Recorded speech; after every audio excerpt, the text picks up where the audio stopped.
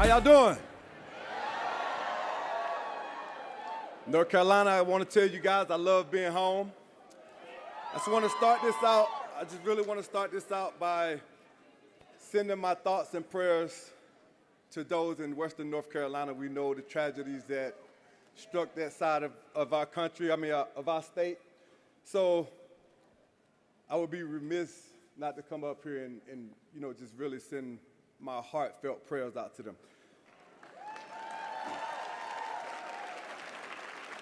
For those of you that don't know, my name is Thomas Davis Sr. I played 14 years right here for the Carolina Panthers.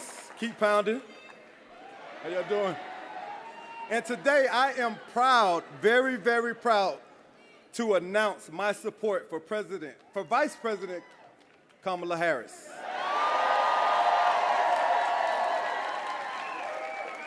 She's always been fearless. She's always been for the people. She was raised in a middle-class family by a single mother.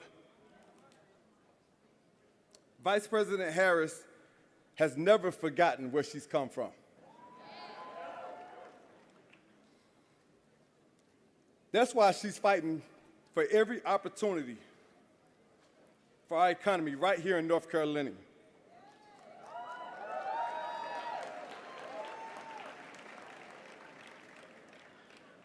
We have the chance right now to do our parts. We have a chance to make sure that we solidify this thing.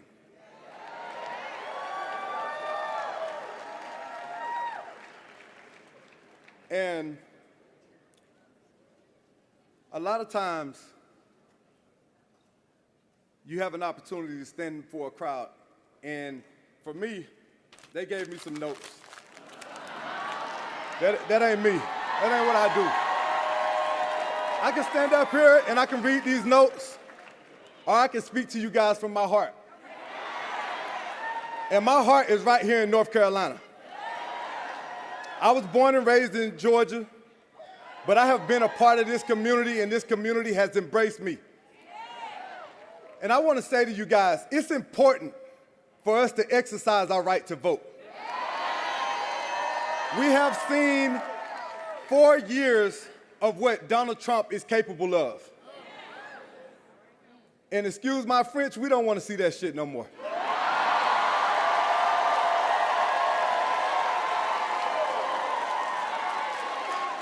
So, how do we get that done? How do we make sure that we don't take any steps back?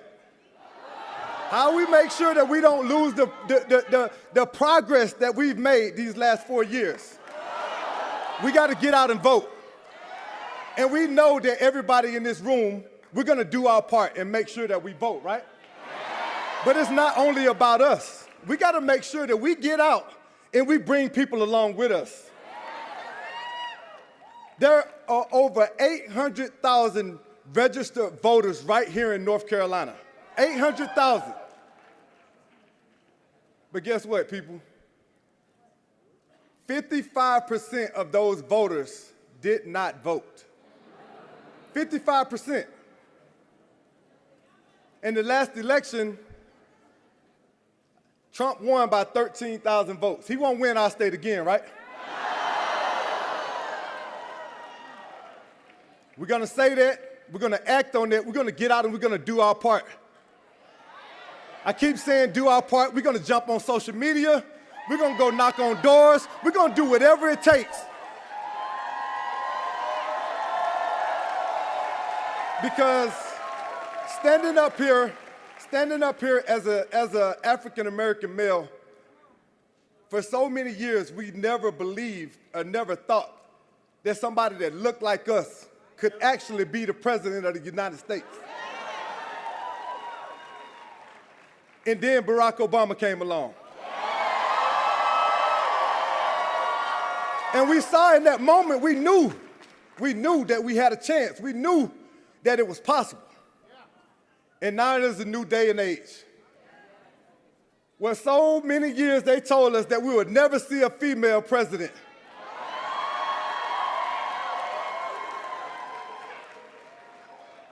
And now we have Miss Kamala Harris coming along to make sure that my daughters and your daughters and all of our kids that come behind us, they can have faith, they can believe, they can understand and know that it is possible.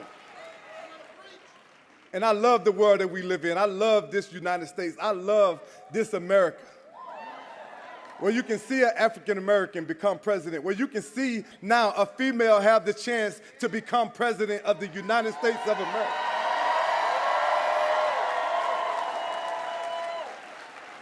But like I said, North Carolina, it doesn't happen by chance. It doesn't happen by us getting up here talking. We got to get out and we got to do our part. I cannot impress upon you enough how important it is to make sure that we get out and we vote and we bring people along with us. Not just your neighbors, not just your family members. It really pains me.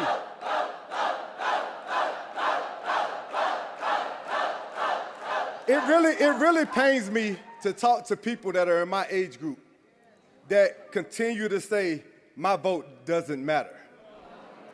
It pains me to hear them talk about how much of a difference it's not going to make for them to get out and exercise their right. But then all they want to do is stand up and complain. You want to complain about what's not happening. You want to complain about what hasn't been done. But those are those same people that are not showing up at the ballot. This is a new day and age, and we're not going back.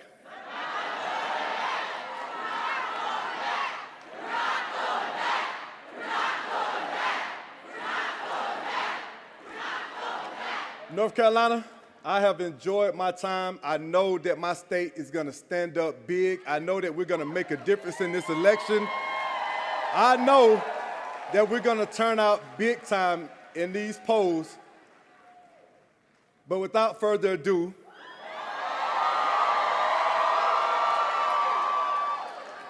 I want to bring out the 44th President of the United States, Mr. Barack Obama.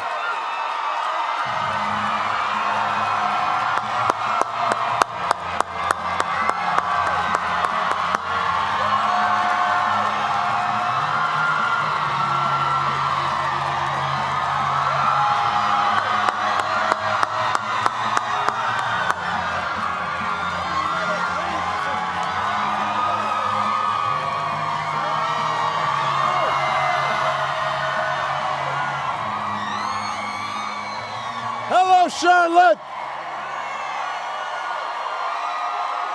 Oh. Hey. Yes, sir. It's good to be back. Good to be back in North Carolina. It is good to be back. It is good to be back in Charlotte. Give Thomas Davis a big round of applause. I'm thinking we need to run him for something. I mean, he sounded, I was getting fired up backstage. I like that. It is so good to see all of you. I love me some North Carolina. I do. And I would just come to visit and just see some friends and have some barbecue, which I did have before I came out. But that is not the reason I'm here. It is not all fun and games. I am here for a very important reason, and that is to ask you to vote for your next governor, Josh Stein, and for the next President of the United States of America, Kamala Harris.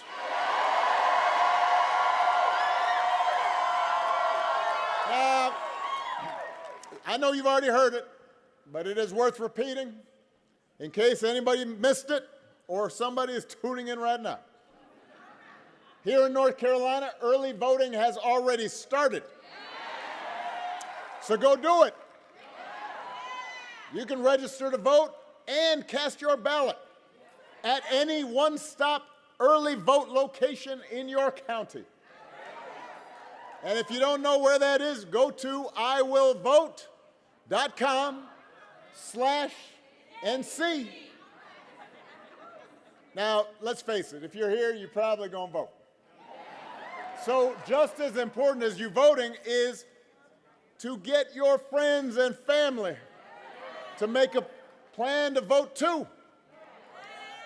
Because together, we have a chance to choose a new generation of leadership in this country and start building a better, stronger, fairer, more hopeful America.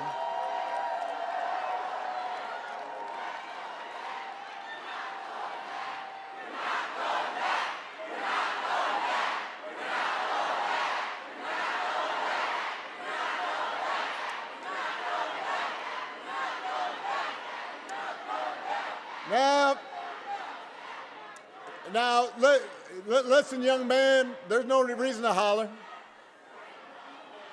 We know that this election is going to be tight because there are lots of Americans that are still struggling. And as a country, we've been through a lot over these last few years. We've been through a historic pandemic that wreaked havoc on communities and businesses. And there were disruptions from that pandemic that caused, oh, hold on a second. There's something going on here. Hold on. Let's everybody just settle down.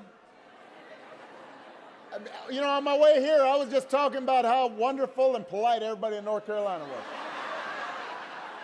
I was. I love you back.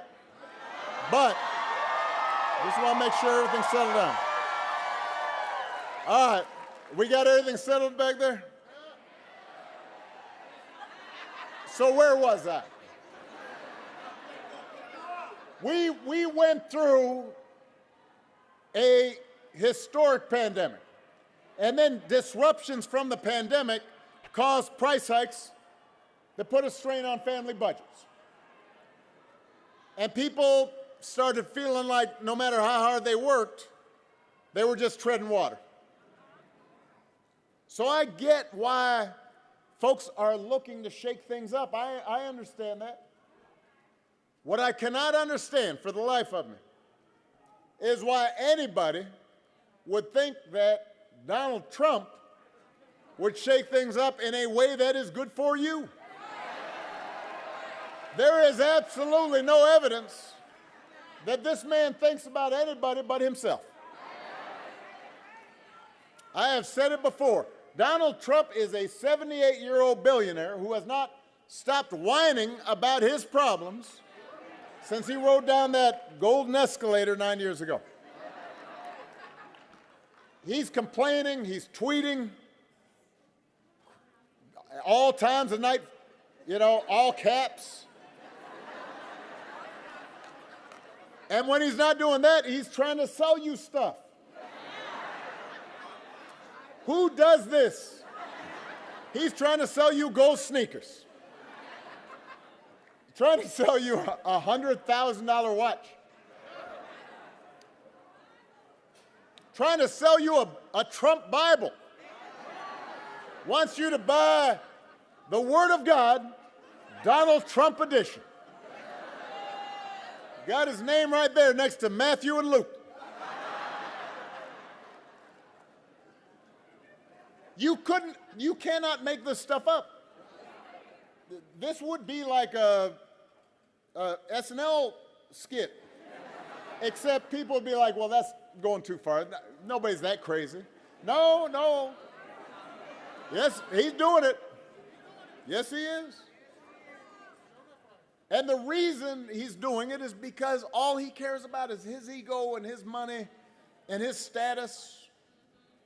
That's his mindset. Those are his intentions. And along with those intentions, then there's also the question of his competence.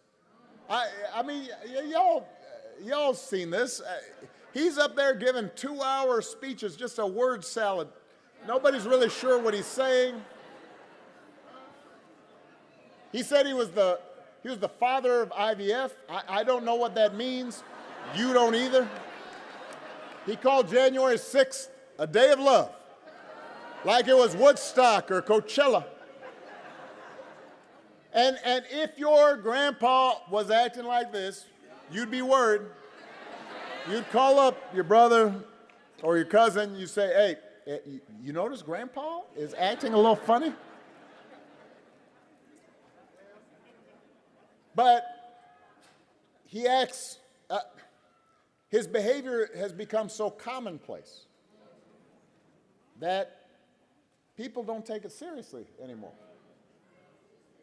But I want you to understand, just because he is acting odd and he, at town hall meetings he stops and listens, to music for half an hour and all that stuff, does not mean that his presidency would not be dangerous. And you don't have to take my word for it. Some of you, I'm sure, read or saw some of the people who know Donald Trump best have been saying in no uncertain terms that he should not be president again. These are not liberal Democrats. These aren't woke folks. These are people who worked with him, worked for him.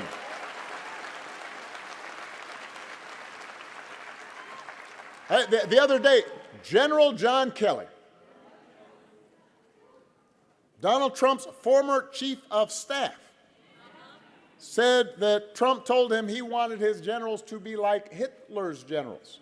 Now, I said this yesterday. In politics, a good rule of thumb is don't say you want to do anything like Hitler.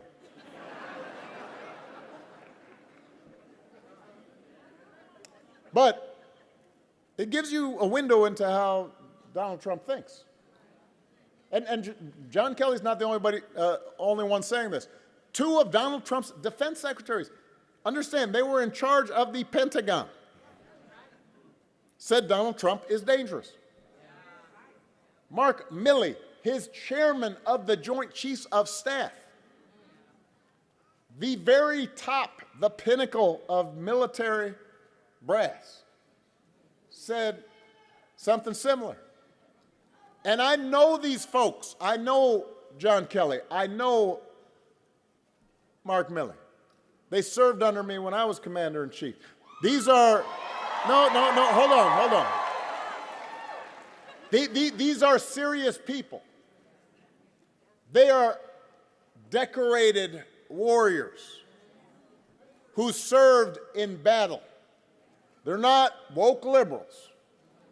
They're not even probably Democrats. They are people who don't usually talk about politics because they believe the military should be outside of politics, upholding the Constitution.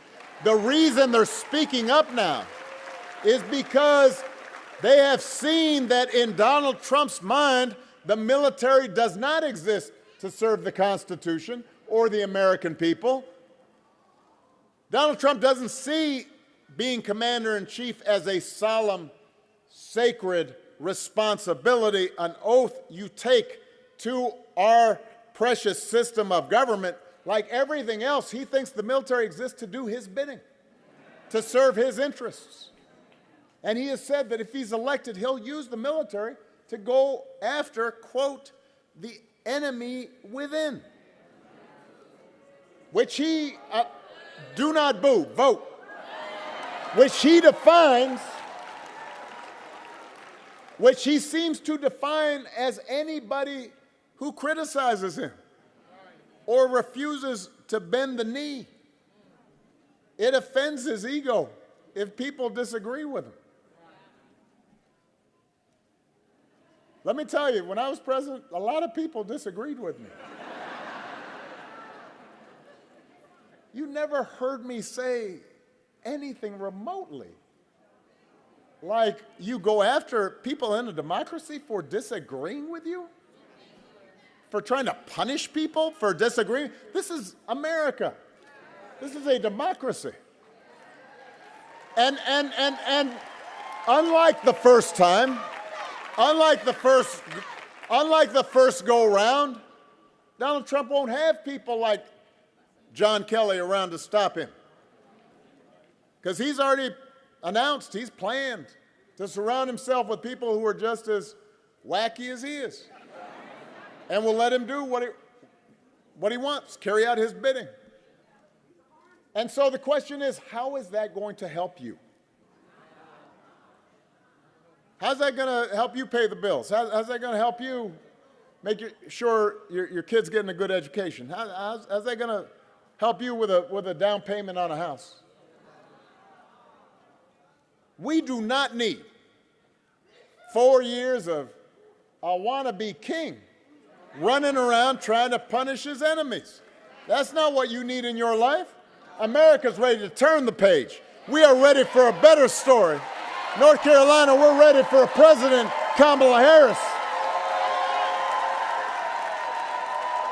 And the good news is Kamala Harris is ready for the job.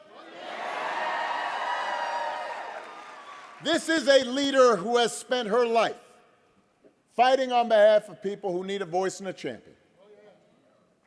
Kamala wasn't born into privilege.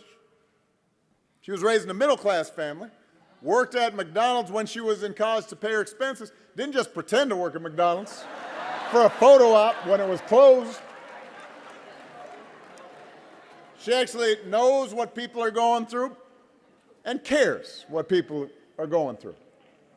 As a prosecutor, Kamala stood up for children who'd been victims of sexual abuse. As Attorney General of California, she fought big banks and for-profit colleges and secured billions of dollars for people that they had scammed. After the mortgage crisis, Kamala pushed me and my administration harder than any other attorney general in the country to make sure homeowners got a fair settlement. And she didn't care that I was a Democrat, that she had knocked on doors for me in Iowa. She was not going to let anything stop her from winning as much relief as possible for families in California who deserved it. That's who she is. And the good news is, in the White House, she'll have an outstanding partner in Governor Tim Walz. I was just with Tim in Madison, Wisconsin. I love that dude. He's a veteran, he's a teacher, he's a coach. He's an outstanding marksman, been a great governor. Apparently, he can even take a vintage truck apart and put it back together again.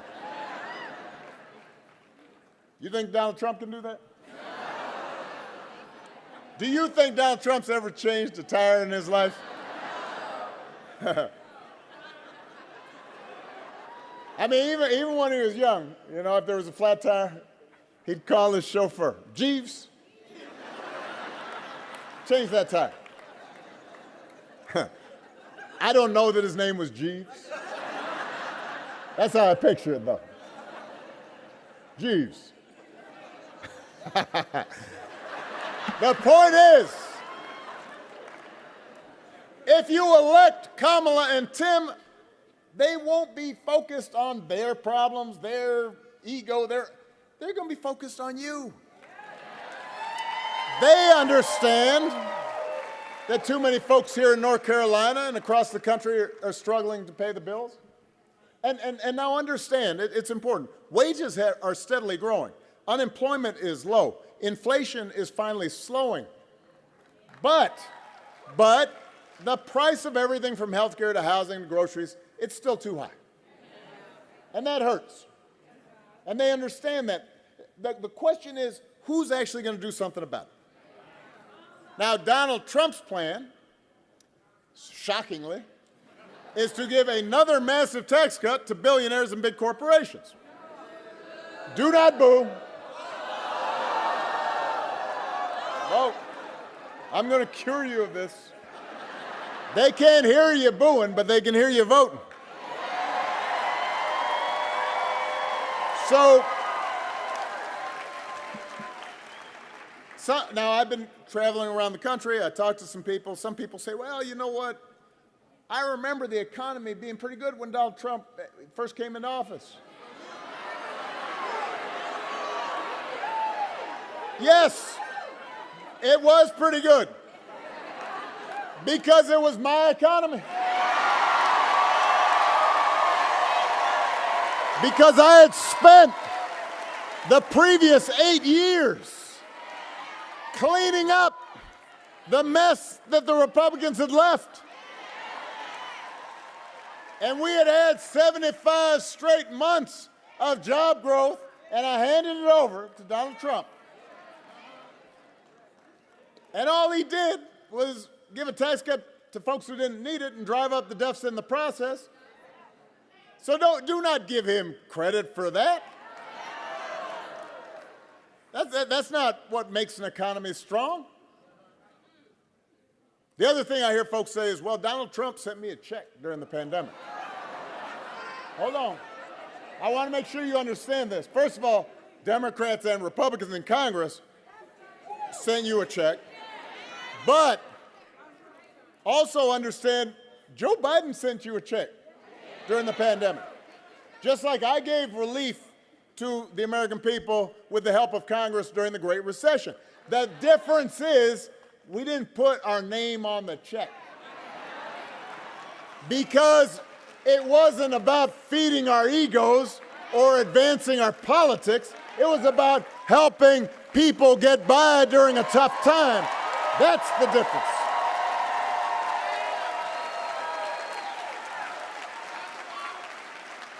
So please do not give him credit for an economy he didn't have anything to do with making work. Do not fall for that okey doke. Don't get bamboozled. Don't get fooled. Do not get fooled when he talks about health care either. If you ask Donald Trump what his plans are for health care, he says, well, first, initially he said, end the Affordable Care Act, right? I mean, he ran on that. We're going to get rid of Obamacare. He didn't really know why, except for the fact that I did it. So he's got a problem now because it's popular. Almost 50 million people have gotten health care because of it. So a couple weeks ago, his running mate, J.D. Vance, do not boo, during the vice presidential debate, Mr. Vance has the nerve to say Donald Trump, and I quote, he said, Donald Trump salvaged the Affordable Care Act. Come on, man. Donald Trump spent his entire presidency trying to tear it up, trying to get rid of it, trying to tear it down. And by the way, he couldn't even do that right. And now, 8 years later, he was asked during the debate with Kamala, if you want to call it that, because that was like Mike Tyson in his prime. That was like knockout. But he was asked by the moderator, well, what's your plan?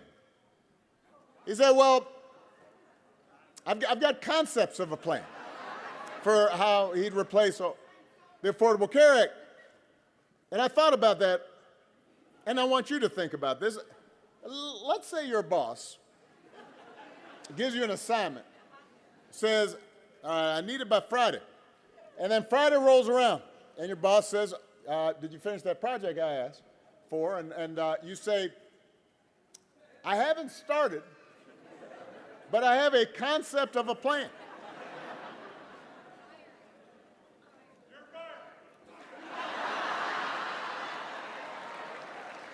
You could try it at home.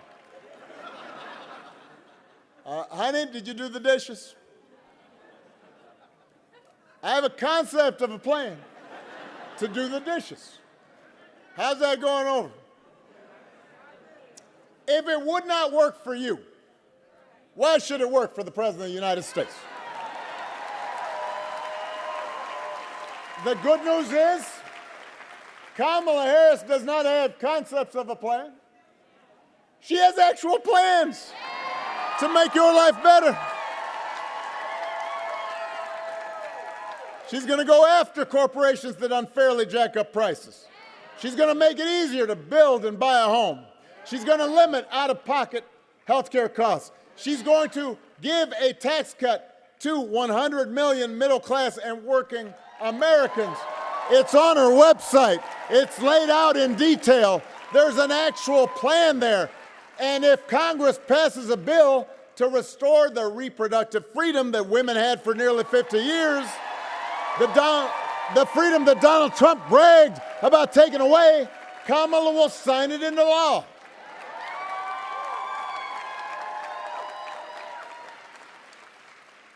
That is who Kamala Harris is. That's what she stands for, not concepts of a plan. Plans, actual plans. Now, if you challenge Trump on his concepts, he will fall back on one answer. This is blanket answer for everything. Blame immigrants. He wants you to believe that if you let him round up whoever he wants, ship them all out, put together these big detention camps, your problems will be solved. I want to talk about this just for a second because we have real issues at the border. We are a nation of immigrants. Unless you're a Native American, somebody in your family came from somewhere else. We are also a nation of laws. We are also a nation of laws. We have to make sure the system works the way it's supposed to, that it's orderly, that it's safe, that it's fair. What I don't understand is this. Donald Trump, J.D. Vance, they're quick to say anything right now that's not working. Well, Kamala's, you've been vice president for 4 years. Wasn't Donald Trump president for 4 years? I know some of you may have blocked it out, but it's true. He was the 45th president. So if rounding up and deporting millions of desperate people, many of them women and children, is the answer to everything, the answer to all of America's problems, why is it that the number of undocumented immigrants was basically the same when he left office as when he took office? He was president for 4 years. Well, I'll tell you why. Because he doesn't have a real plan. He has a concept of a plan, and it's a mean and ugly plan. You know what would actually help bring order to the border and fix our immigration system? A bipartisan deal that Kamala Harris supported, even though it was written by one of the most conservative Republicans in Congress, and Donald Trump lobbied actively and told Republicans not to vote for it because he figured this is an issue that I can use to win an election. We do not need a president who will make problems worse just to make his politics better. We need a president who actually cares about solving problems, making your life better. That's what Kamala Harris will do. And let me say this, because sometimes I think we think presidents can solve every problem. That's not how our system works. We do not have a monarchy. We don't have a dictatorship.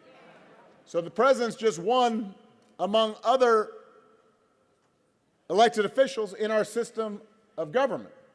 So in order for Kamala to get all the things done that need to get done, she's also going to need strong leaders in state houses across the country. Now here in North Carolina, you've been lucky because you've got an outstanding governor in Roy Cooper.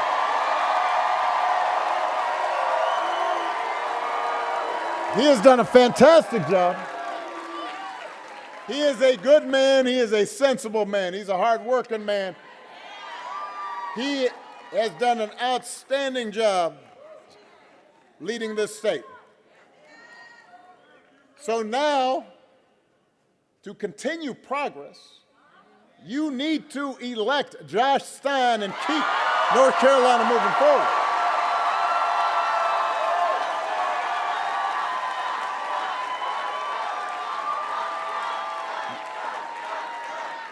Josh knows how to get stuff done. As your Attorney General, he's fought for survivors of sexual assault, stood with families that were devastated by the fentanyl crisis, defended your right to vote. And as your governor, he'll do even more, cutting taxes for workers, expanding technical education, paying teachers what they deserve. Because Josh Stein believes that if you work hard and take responsibility, you should be able to get ahead. Now, Josh's opponent believes other things. I do not know where to start with this man. Called the civil rights movement crap, called LGBTQ people filth, self-identified as a Nazi, suggested bringing back slavery. Now, I shouldn't really have to get into all this. I think it's fair to say you do not need a governor who makes Donald Trump look almost normal. You deserve somebody who's going to work every day and fight for you, somebody who has shown that he is up for the job, somebody like Josh Stein. He's been doing it his entire career.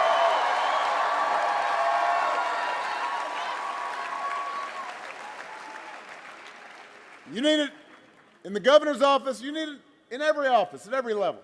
I've taken special interest in following the school superintendent race down here in North Carolina. In part because apparently the Republican candidate's been spreading conspiracy theories and thinks I should face a firing squad. So I guess I am self-interested in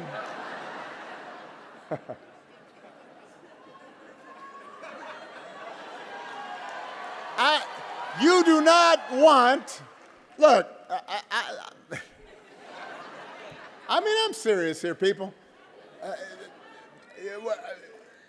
I have friends who are conservative.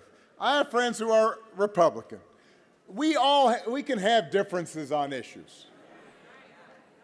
But we can't have somebody saying just crazy stuff running your school system, purchasing textbooks, allocating resources for our kids. You need somebody like Mo Green, who's actually run one of the largest school systems in the state and will make sure your kids get the education they deserve. Mo, Josh, those are the kinds of people we need in elected office. And not just because they've got smart policies, not just because they've got an extraordinary track record of accomplishment, but also because they share just some basic core American values that we seem to be forgetting. I mean, it's an example of how frustrating politics can be sometimes, that there's so much crazy just swirling, especially on social media. And so I understand why sometimes people just want to ignore politics. They just want to step away from it. We all know folks like that. Good people, but they go, God, it just seems so nasty. I just don't want to be involved. It doesn't matter. And so complacency is also our opponent here. And whenever I talk to folks who feel just frustrated or disgusted with politics, I don't try to sell them the moon. I'm honest with them. Politics is not going to solve all your problems. Politics will not eliminate all poverty. You elect a president, no matter how well-meaning, they're not going to eliminate racism. You know, you may still be frustrated with your boss. You know, your kid may still act up and do knucklehead things. People you love may still get sick. Politics is not a cure-all. But your vote matters because what politics, what government can do is make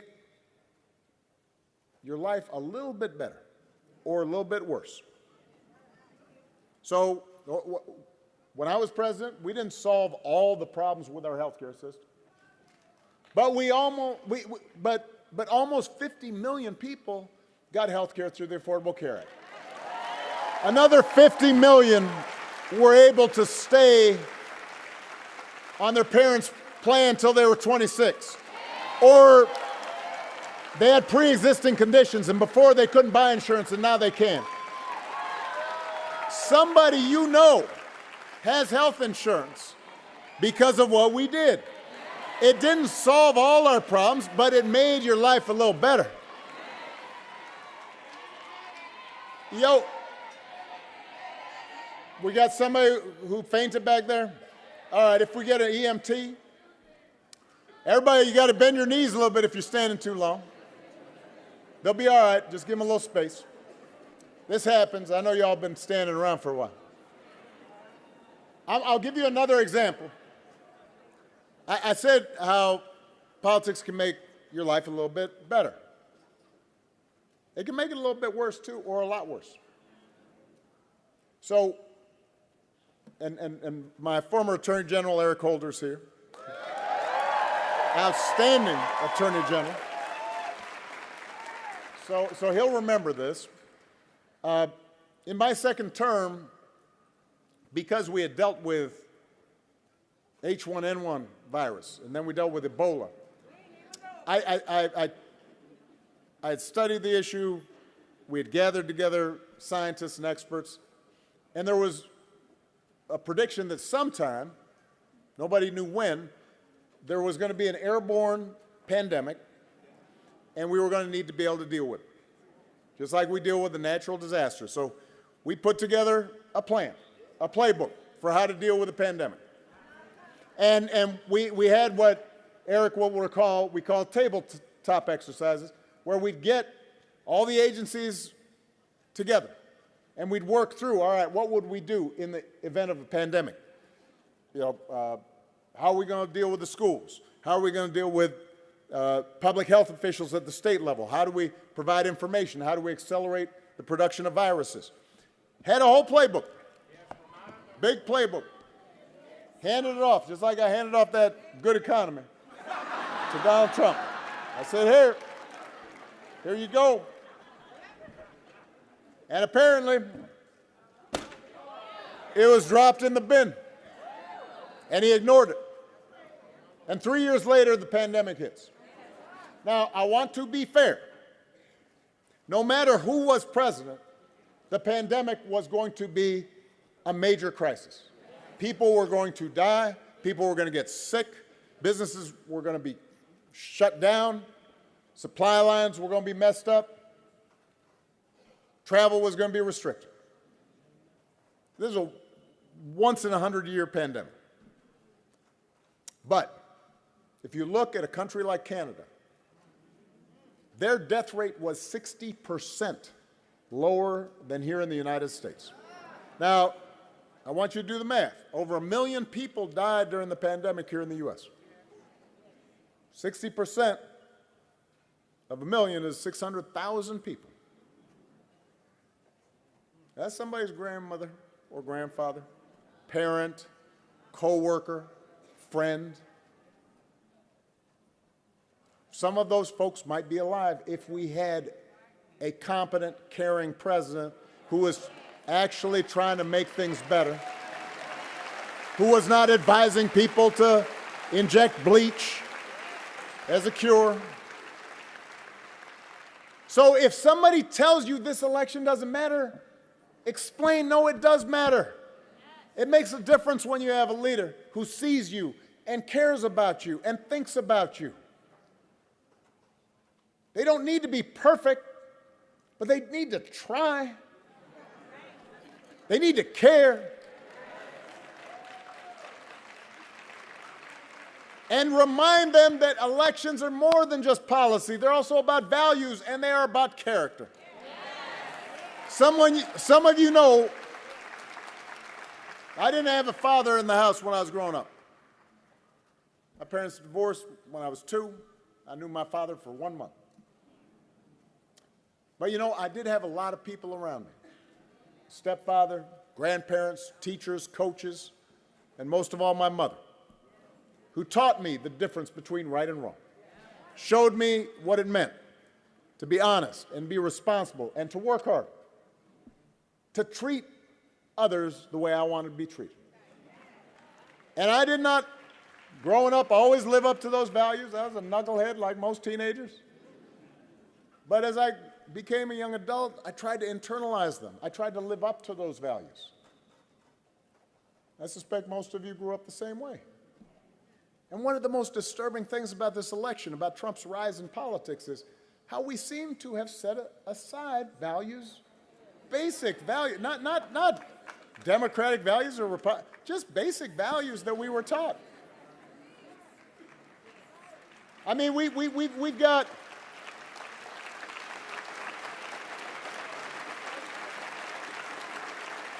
a few weeks ago, we had one of the deadliest hurricanes in American history. I was just talking to Roy and Josh about one of my favorite places in the country, Asheville. Just a couple hours from here. Devastated. So President Biden and Vice President Harris, they come down, they're in some of the affected communities, meeting with local officials, trying to comfort families. And as that is happening, Donald Trump and J.D. Vance are making up stories about the Biden administration withholding aid, not giving it to Republican areas, giving it to undocumented immigrants, just making stuff up. Even MAGA Republicans on the ground said that's just not true. It was a bald-faced lie. At a moment when people are most vulnerable, most desperate, for somebody, anybody, to try to manipulate and use that for their own gain, when did that become okay? I don't care where you stand on the issues. I don't care what party you're a member of. How can you countenance that behavior? If your coworkers acted like that, they wouldn't be your coworkers for very long. If a family member acted like that, you might still love them, but you wouldn't put them in charge of anything. You wouldn't trust them. And yet, when Donald Trump lies or cheats or shows utter disregard for our Constitution, when he calls our service members who died in battle losers, when he calls our fellow citizens vermin, people make excuses for it, act like it's okay. As long as our side wins, it's all right.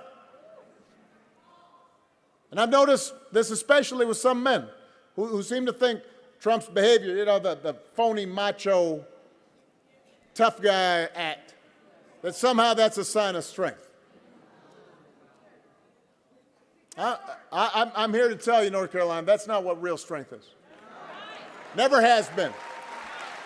I don't care whether you're a Republican or a Democrat or an independent. I don't care if you're black or white or Hispanic or Asian or straight or gay. We know better than that. We know that real strength's about working hard and taking responsibility and telling the truth even when it's inconvenient. And that real strength's about helping people who need it and looking out for your neighbors and standing up for those who can't always stand up for themselves. That's what we should want in our daughters and our sons. And that's what I want to see in a president of the United States. And the good news, North Carolina, is that you have candidates to vote for in this election who demonstrate that kind of character, who know what real strength looks like, who will set a good example and do the right thing and leave this country better for it. That's the choice in this election. It's not just policies on the ballot. It's who we are, what we stand for. So whether this election is making you feel excited or scared or hopeful or frustrated or anything in between, do not sit back and hope for the best. Get off your couch and vote. Put down your phone and vote. Vote for Kamala Harris as the next president of the United States and Tim Walz as the next vice president. Vote for Josh Stein and this whole incredible North Carolina Democratic ticket. Help your friends and family members and neighbors and co-workers do the same. Because if enough of us make our voices heard, we will leave no doubt about the outcome of this election. We will leave no doubt about who we are and what America stands for. And together we will keep building a country that's more fair and more just and more equal and more free. That is our job. That is our responsibility. North Carolina, Charlotte, let's go do it. I love you. God bless you.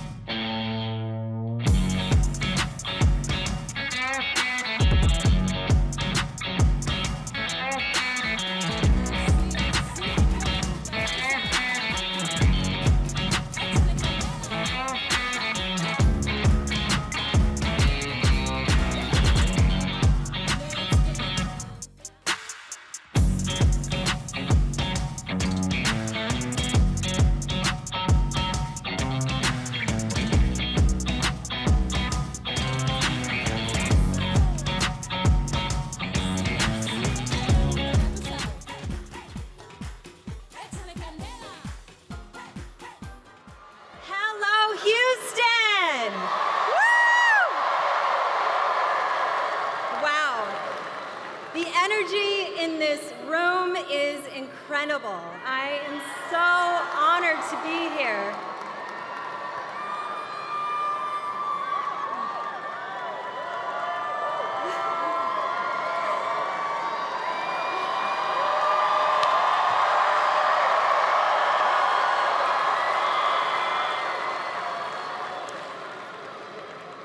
My name is Jessica Alba.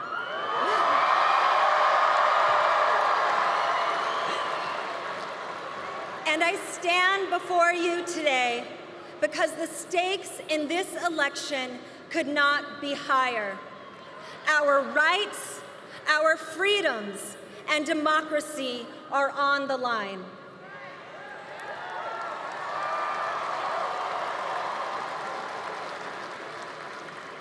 My father was in the Air Force. I don't know if you know this about me, but I spent much of my childhood in Del Rio, Texas. I still miss a lot that Tex-Mex food. We have not figured it out in LA yet, let me tell you. But it was here in Texas that I learned the importance of looking out for your neighbors, lending a hand without hesitation, and treating people the way you would want to be treated.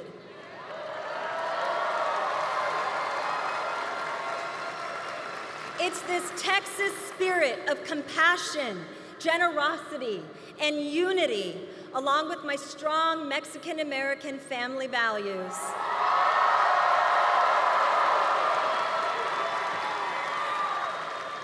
that shaped who I am today. Vice President Harris has spent her entire career embodying these same values. We all know we need the hopeful path laid out by Vice President Kamala Harris and Governor Tim Walz. A vision that unites us, protects our freedoms, and creates a brighter future, a more inclusive future for all. As a mother, I'm excited by VP Harris's new way forward, focused on uplifting families and the middle class. They will expand the child tax credit to provide a $6,000 tax cut to families with newborn children. Because they believe that no child in America should live in poverty.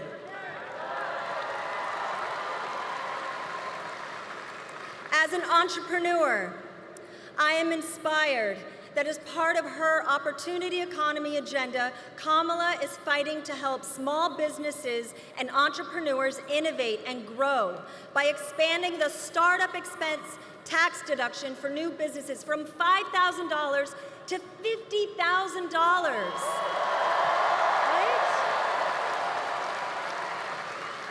This will help entrepreneurs get their ideas off the ground. Imagine the difference this could make for all of us.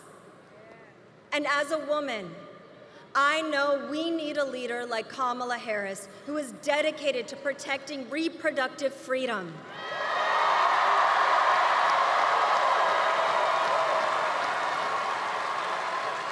Ensuring that decisions about your body are made by you, right? Never by the government, because Kamala Harris understands that protecting reproductive freedom isn't about politics. It's about our right to choose.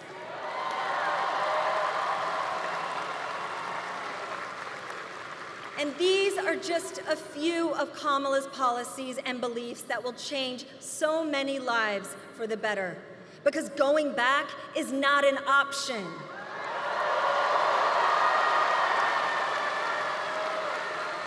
Kamala Harris doesn't just want Houston, Texas to survive, she wants y'all to thrive, okay? So let's hear it, Houston. We are not going back. We are not going back. Woo! Not going back. Not going back.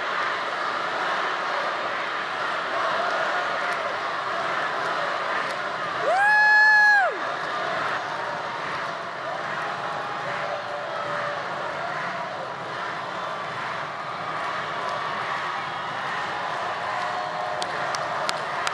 All right.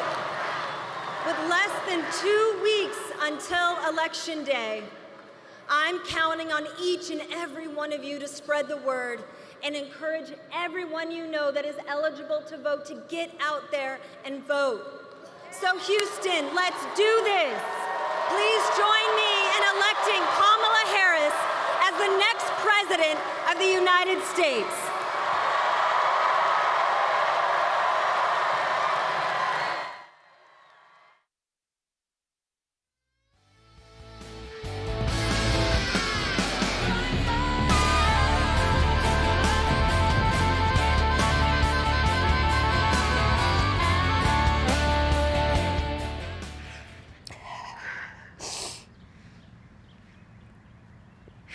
I know they say be strong in the Lord, but it's taking God's strength. This is the hardest thing ever in life, to see you in this light. You're looking at a mother that is broken. How many more women would have to die? This is the result of what happens when you try to control a woman's body. My daughter is gone because of what Donald Trump did. She would be here had they helped her. You denied my daughter. When I looked in her eyes, she looked weak. She was in pain, she was hurting. And she started saying, I want y'all to work together to take care of Messiah. Kamala Harris will make sure not one more family goes through what we're going through now. Amber Nicole Thurman, My baby Amber, My sister Amber had her whole life ahead of her. I believe that Kamala will stand for us all. I'm Kamala Harris, and I approve this message. Please welcome Dr. Todd Ivey.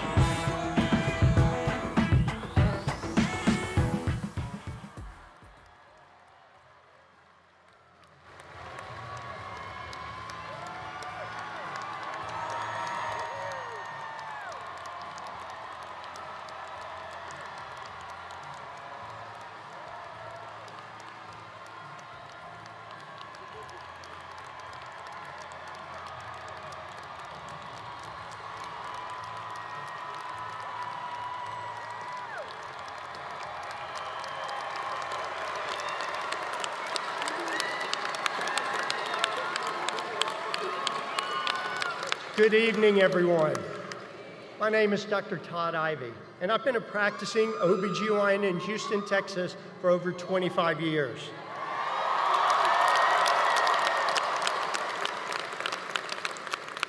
I want to acknowledge my colleagues here with me tonight who courageously continue the fight in Texas for reproductive freedom for our patients.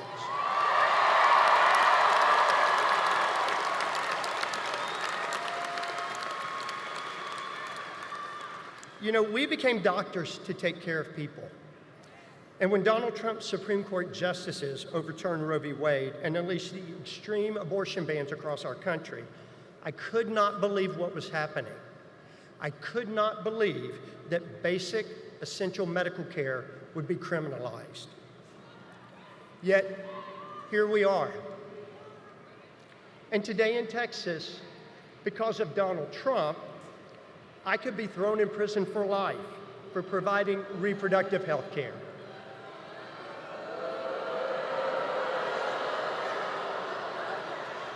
And as a result, many of my patients with tragic pregnancy complications have been forced to flee our state to get the health care that they need and that they deserve.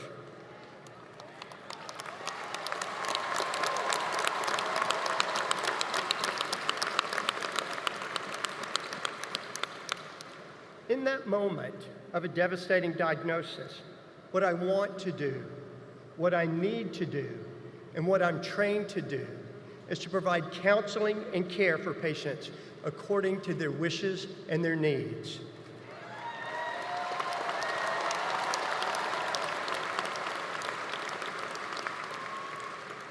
But these laws are designed to handcuff me, literally.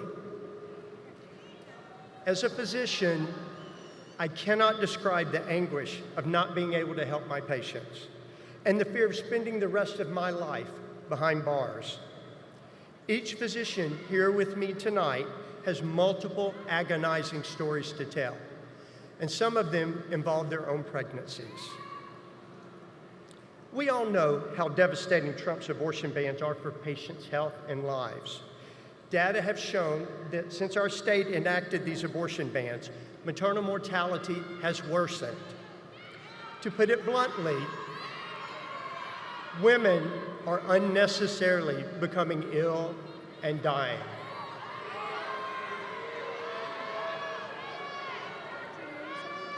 Nationwide, I think someone needs some medical assistance over here.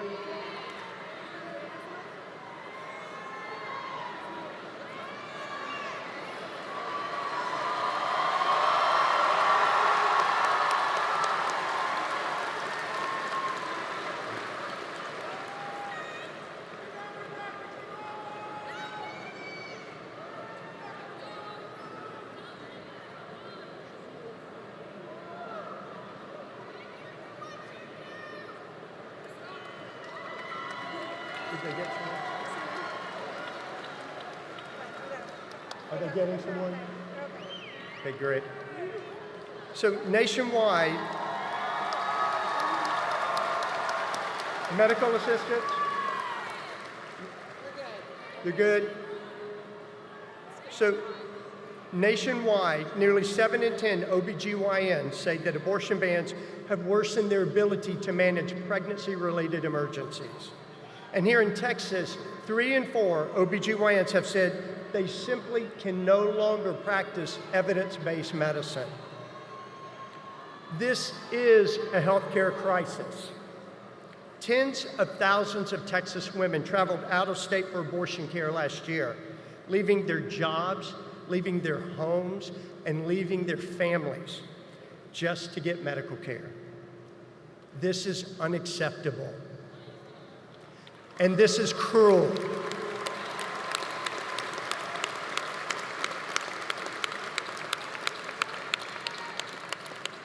I was shocked when Roe was overturned, but I've never been more shocked to hear Donald Trump continue to brag about it and to call these extreme abortion bans, like the one in our state, something, quote, beautiful to watch.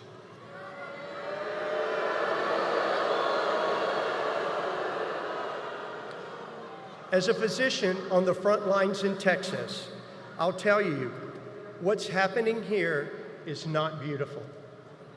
It's devastating, and we must stop it.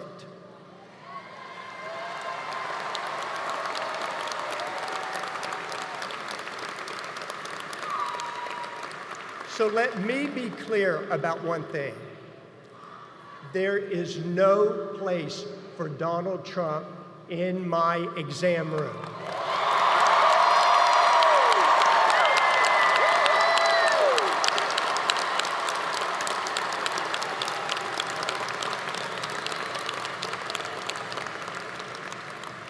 And that's why I am proud to be supporting Vice President Harris.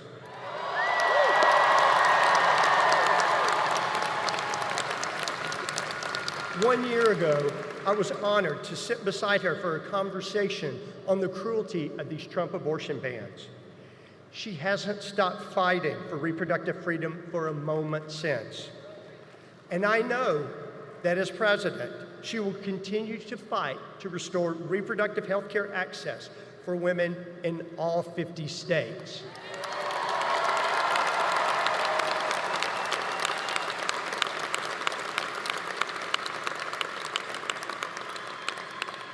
So this November, health care is on the ballot in all 50 states.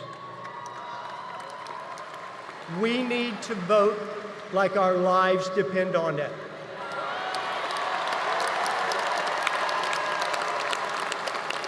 Because they do.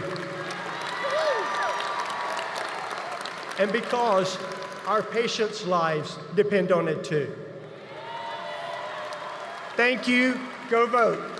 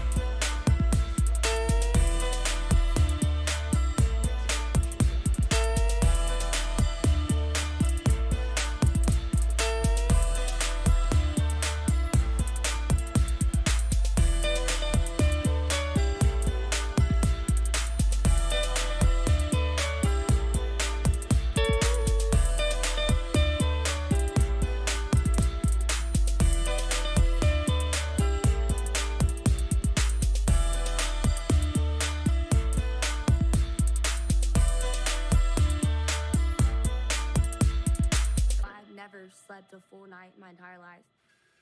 I was 5 years old when my stepfather abused me for the first time. I just felt like I was alone on a planet with a monster. I was 12 when he impregnated me. I just remember thinking, I have to get out of my skin. I can't be me right now. Like, this can't be it. I didn't know what to do. I was a child. I didn't know what it meant to be pregnant at all. But I had options.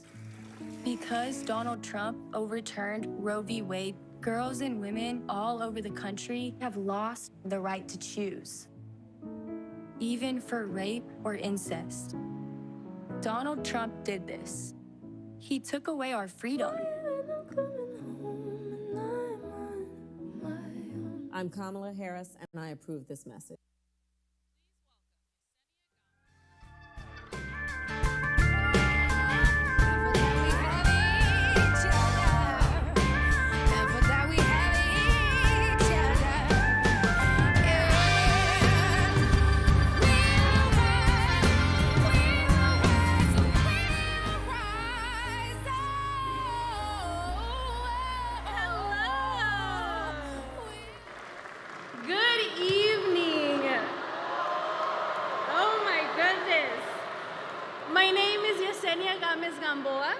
I was born and raised in Tucson, Arizona, and first of all, I want to thank you, Texas, for this amazing welcome. I know it's not for me, but it's still amazing.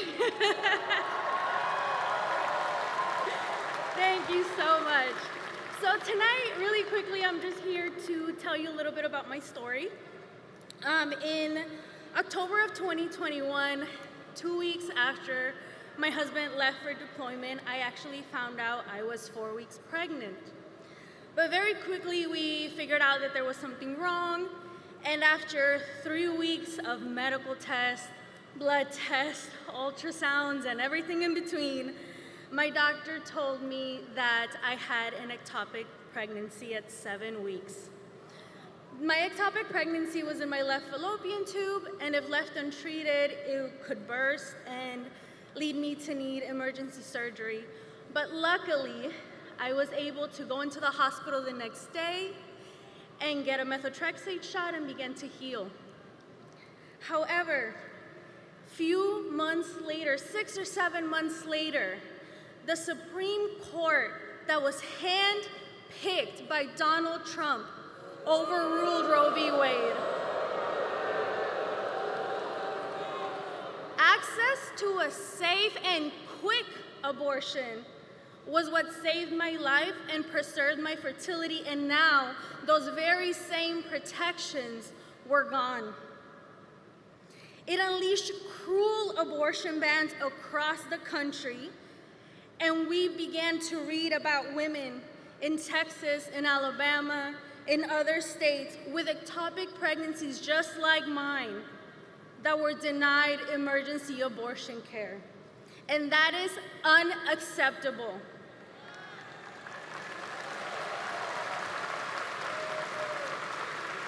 Now, that was 3 years ago, almost to the day actually.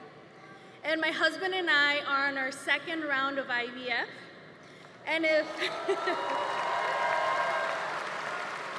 anybody in the crowd has ever gone through IVF, you know just how bloated and how tired I am right now.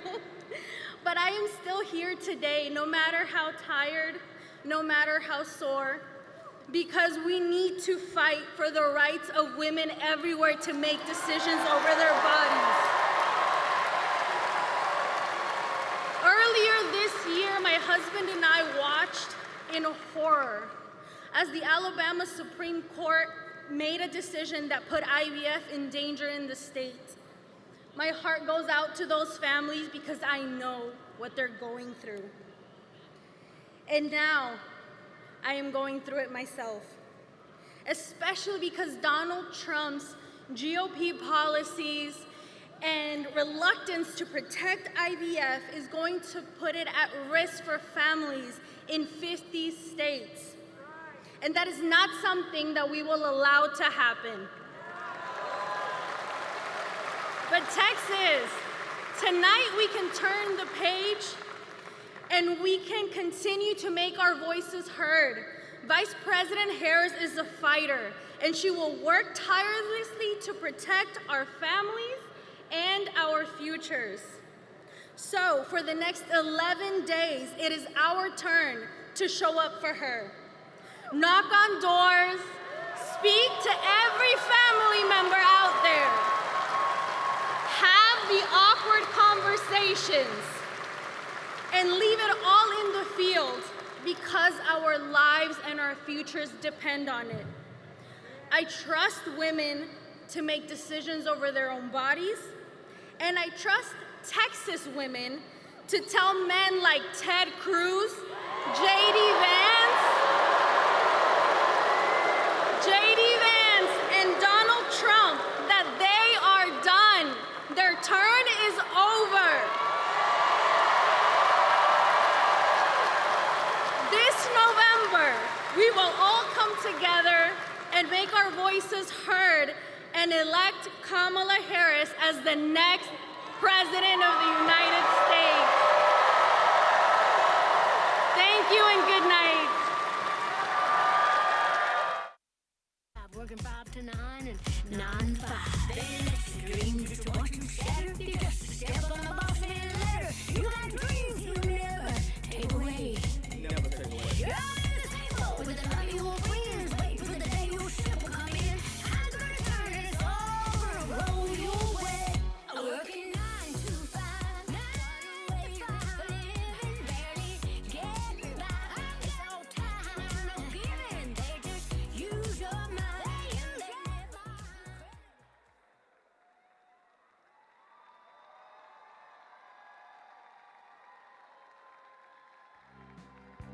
Across the shifting sand and room for everyone living in the promised land. So they came from the distant isle, nameless woman, faithless child, like a bad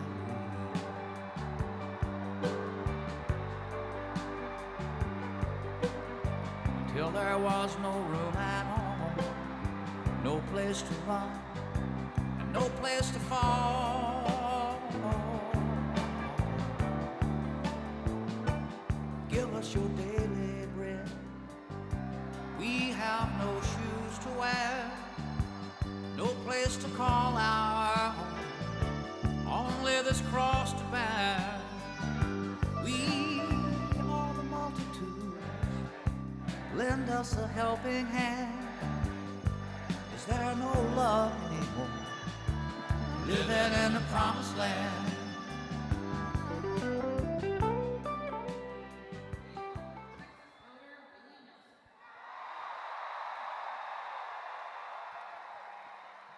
Hey, how y'all doing? We ready to say, Madam President?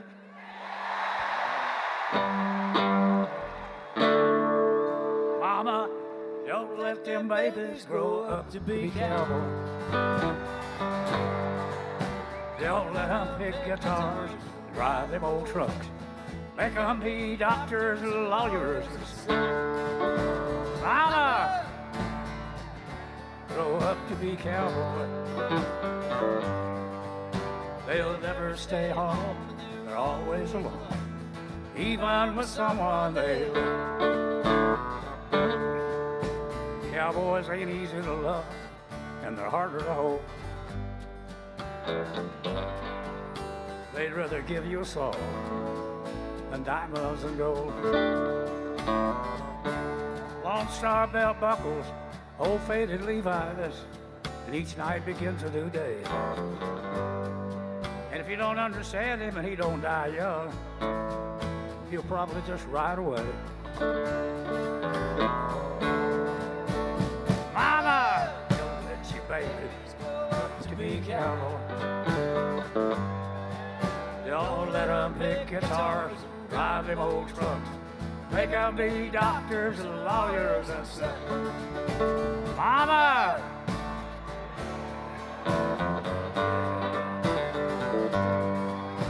They'll never stay home, they're always alone, even with someone they love.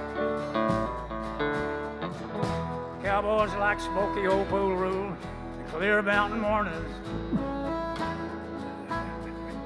Little warm puppies, the children and girls of the night.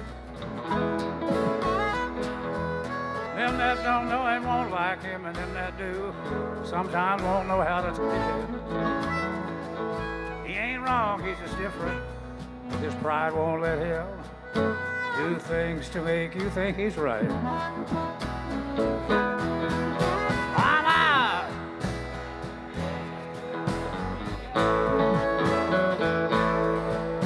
Don't let them pick guitars, drive them old trucks, make them be doctors, lawyers, and stuff.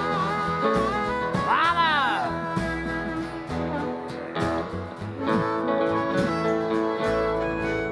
They'll never stay home and they're always alone, even with someone they love.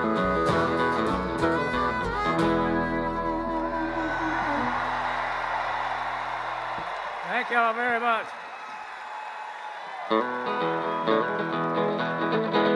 On the road again. I can't wait to get on the road again. The life I love is making music with my friends. I can't wait to get on the road again. On the road again. Going places that I've never been. Seeing things that I may never see again. I can't wait to get on the road again. Everybody say, on the road again. Like a band of gypsies, we go down the highway. We're the best of friends, insisting that the world keeps turning our way. Our way. I hear you. Just can't wait to get on the road again. The life I love is making music with my friends. I can't wait to get on the road again. Big finish. I can't wait to get on the road again.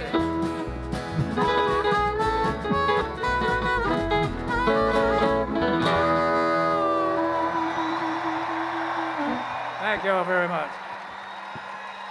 Thank you.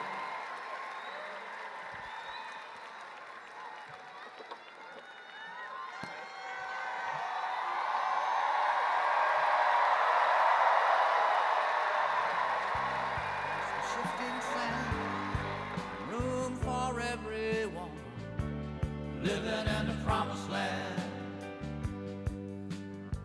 So they came from the distant isle, nameless woman, faithless child, like a bad dream.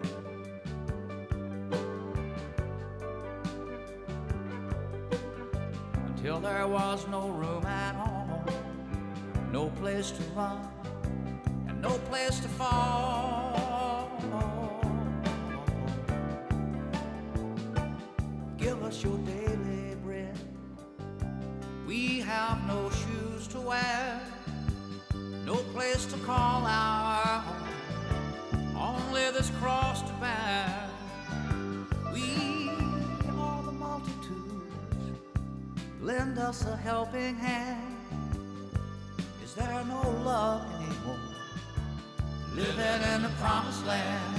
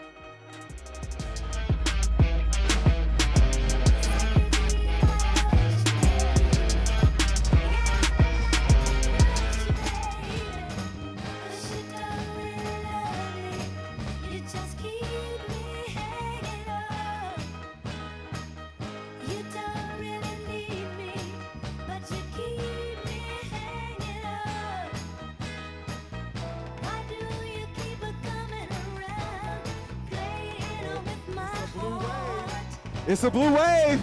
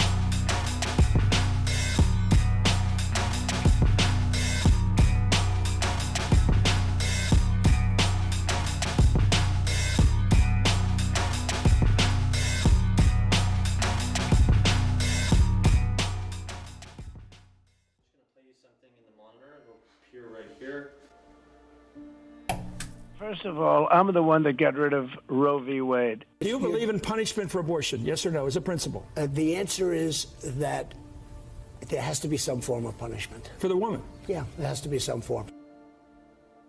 What do you think when you see that? Like, I honestly feel sick to my stomach right now. Well, of course I blame Trump for what happened to me. He's bragging about doing it.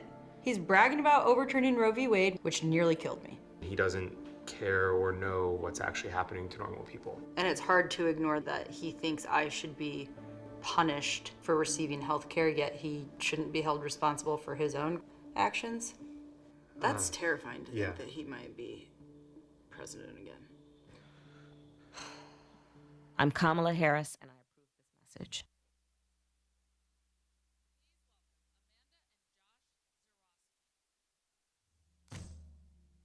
Run fast for your mother, run fast for your father, run for your children, for your sisters and brothers. Leave all your love and your lonely behind. You can't carry it with you if you want to survive. The dark days are over now, the dark days are done. Hi, Houston. My name is Amanda Zarofsky. And I'm Josh Zarofsky. We live in Austin. Let's hear it. Let's hear it, Austin. Amanda and I met in preschool. We're from the same small town. We had a moment in high school, and then we reconnected as adults. Ever since, we've been partners in crime. We decided we wanted to start our family, and so after 18 months of grueling fertility treatments, in the spring of 2022, we were thrilled to find out that she was pregnant with our first baby, a girl. We were over the moon. My first trimester was smooth sailing, but suddenly at 18 weeks, I suffered complications. We were with 100% certainty going to lose our baby girl. We were devastated. What I needed at that point was an abortion so that I could safely and with dignity deliver our daughter and begin the healing process. But this was post-Roe, Texas. The near total abortion ban had gone into effect just 2 days after Amanda's water broke. Ending the pregnancy would have been a legal abortion under the Texas ban. Our doctor risked losing her license and even faced jail time. So I was told to wait to seek care until I got so sick that my life was considered in danger. Only then would my case fall under one of the rare exceptions where a doctor can intervene in our state of Texas. For 3 long days, we begged for someone to help. But the help never came due to Texas's oppressive, inhumane abortion laws. Eventually, Amanda's temperature spiked. She was shaking and disoriented. We rushed to the emergency room, and by this time, Amanda had developed an infection which had become septic. I was finally close enough to death to deserve health care in Texas. After stabilizing my vitals enough to deliver our baby, Willow, I crashed again with another bout of sepsis, and I was transferred to the ICU. Our family flew in from across the country for fear that I wouldn't make it through the night. It was in that dark and lonely hospital room that I realized I was actually lucky. I lived. Others have not. It is unthinkable to me that anyone could cheer on the cruel abortion bans that nearly took Amanda's life. But that's exactly what Donald Trump and Ted Cruz have done. That's right. That is right. And adding to this cruelty, Trump has said that there should be some sort of punishment for women who have an abortion. Women just like Amanda. What's just as scary is that Donald Trump's allies have detailed plans on how Trump would ban abortion in all 50 states without the help of Congress. That means that what Josh and I went through could be the reality facing Americans and families in this country if he gets back into power.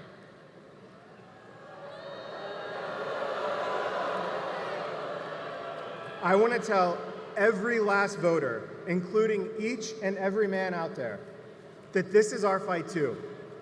The decision about, that's right. And the decision about if and when to start a family should be ours to make, not Donald Trump's, not Ted Cruz's. That's why we need to elect Vice President Harris, Representative Colin Allred, and Democrats up and down the ballot to restore our reproductive freedom.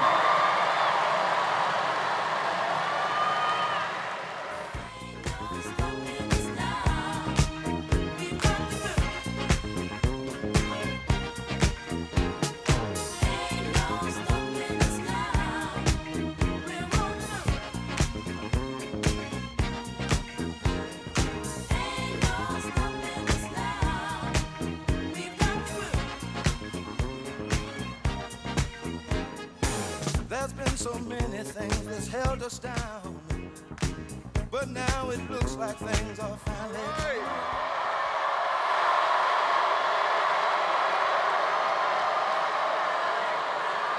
Hey, Houston, how you doing?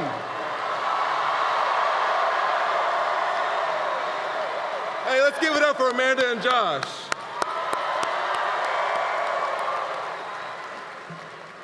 You know, it shouldn't be lost on us that they were just up here telling their own personal story of what they've gone through here in this state. And I want to thank Vice President Harris for coming to Texas and for shining a light on what's happening to Texas families and Texas women. Thank you, Amanda and Josh. Listen, I'm Congressman Colin Allred, and with y'all's help,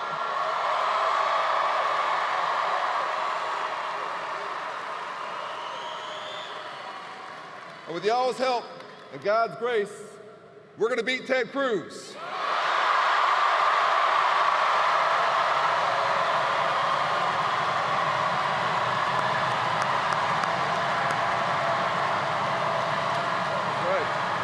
That's right. You know,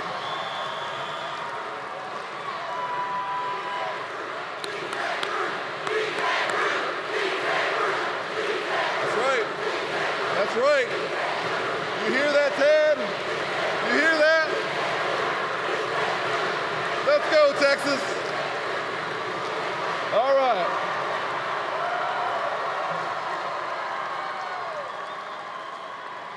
Now, y'all know, I believe in a very different Texas than Ted Cruz does. 'Cause I was raised by a single mother, who's a public school teacher, and we don't pay our teachers enough. We don't pay them enough. And so I relied on my community, on my teachers and my coaches, folks who went above and beyond for me. They poured themselves into me. Because of them, I became captain of the football team at Baylor, was a linebacker in the NFL, became a civil rights lawyer, and have served us in Congress for the last 6 years. And you know what? My time in Congress, I've been the exact opposite of Ted Cruz. Because I never forgot where I came from. I never forgot the folks who gave me a chance. I've been the most bipartisan Texan in Congress because that's how you get things done. That's what we elect people to do. Because I know there are heroes out here right now who dropped their kids off at school, who went to work maybe for 1 or 2 jobs like my mom used to do. And I know you're hoping that your elected officials are working as hard as you are. But Ted Cruz has been all about himself for too long. Too long. 12 years is long enough. And I don't know if y'all saw the debate the other night. Yeah? There's one thing I know for sure after that debate. It's that everything is bigger in Texas, but Ted Cruz is too small for Texas.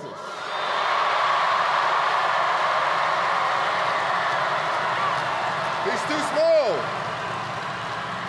He's too small for Texas. You know what small people do? Is when you lose an election, you think, you know what, I'm gonna try and overturn that election. I know many of y'all probably know where you were on January 6th. I know where I was. I was on the House floor doing my job. I remember when they locked all the doors. We barred the doors. The president walks through to deliver the State of the Union with furniture that we usually use to hold paper. I texted my wife, Allie, who was 7 months pregnant with our son, Cameron, "Whatever happens, I love you." Because when you're the only former NFL linebacker in the room, and there's a mob at the door, everybody's like, "What you gonna do, Colin?" And I went to public school in Texas. I'm not just gonna sit there.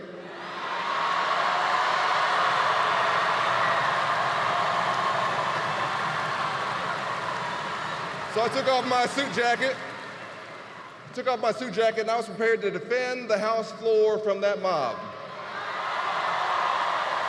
That's what happened. At the same time, after he'd gone around the country lying about the election, after he'd been the objector to the results in Arizona, Ted Cruz was hiding in a supply closet. That's okay. That's okay. I don't want him to get hurt by the mob. The point is, there shouldn't have been a mob. There shouldn't have been one.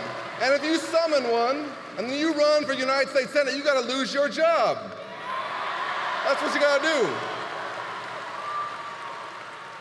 And he's too small for Texas, because when 30 million Texans were relying on him, when the lights went out, he decided to go to Cancun. Can you imagine that? Can you imagine that? If your neighbor needed help in a crisis, you would go check on them. Can you imagine having the privilege and the responsibility of representing our great state, and a crisis hits our state, and you think, "I need to go check out the Ritz-Carlton in Cancun"? You wouldn't do it. I'll tell you what, if you did, and you ran for office again, you gotta lose your job. That's what's gotta happen.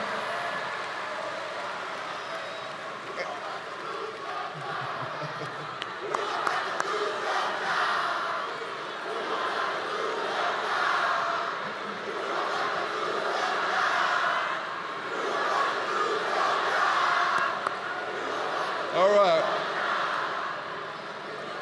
And you know what? If you are singularly responsible for taking away a fundamental freedom from Texas women because you think you know better than Texas women and their families and their doctors, and you put in place this abortion ban, and you celebrate this abortion ban, you introduce at the national level 5 times a nationwide abortion ban, then you have to lose your job.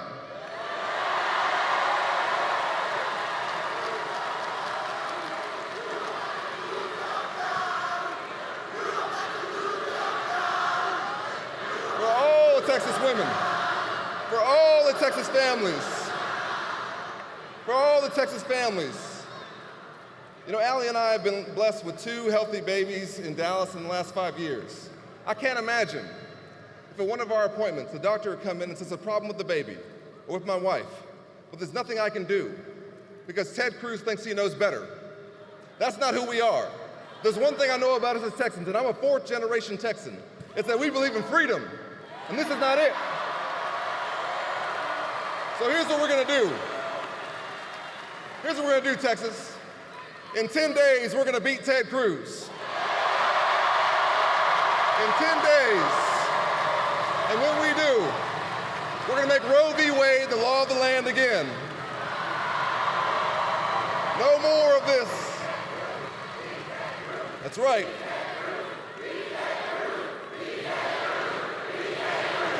Beat Ted Cruz.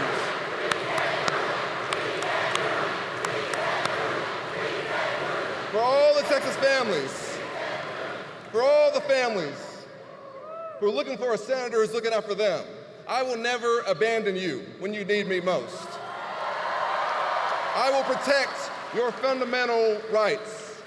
I will bring us together around our shared values. I'll remind us that we have more in common than what divides us. We might have come here on different ships, but we're in the same boat now. We're all Texans. We're all Americans. We have to have a leader who understands that. And so here's what we gotta do, Texas. We got 10 days to knock on doors, make phone calls. We got to make sure Kamala Harris is the next president of the United States. We got to make sure we send Ted Cruz packing. And when we do, It won't be a win for me or for a party. It'll be a win for our state. Are y'all ready? You fired up? You ready to go? All right, let's do it, Texas. God bless you. And may God bless the great state of Texas.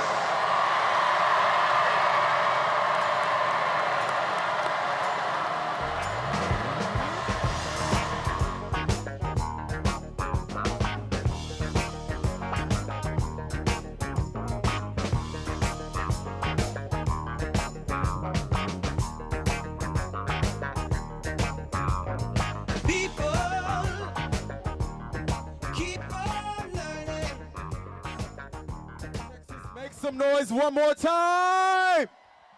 It's starting to feel like a family affair in here.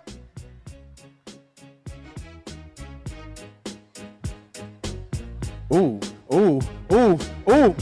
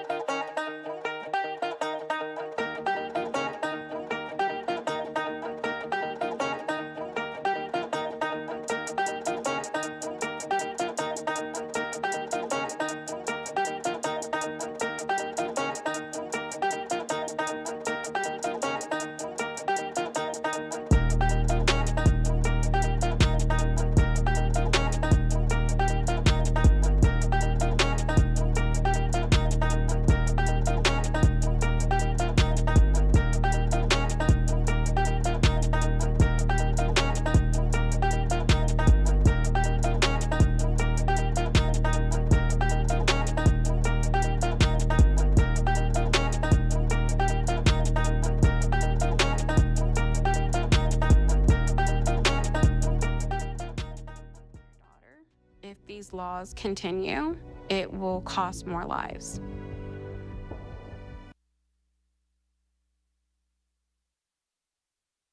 Please welcome Andrea Cummings.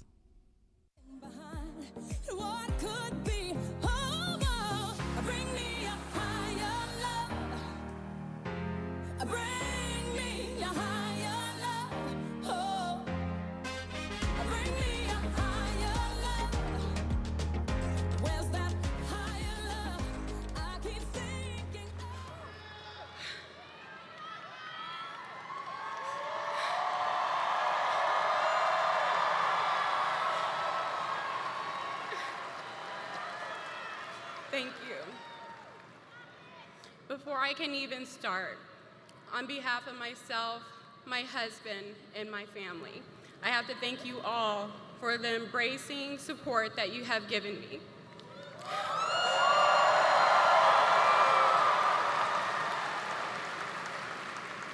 Good evening. My name is Andrea, and I live in San Antonio, Texas. In the fall of 2022, after many prayers, my husband and I found out that we were expecting.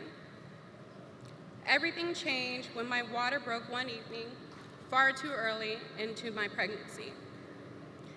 After going to the ER and my OBGYN and learning that my pregnancy was not viable, I was given no options, despite being at high risk for infection. Because of Texas extreme laws, I was told I had to wait, which I did in the hospital for days.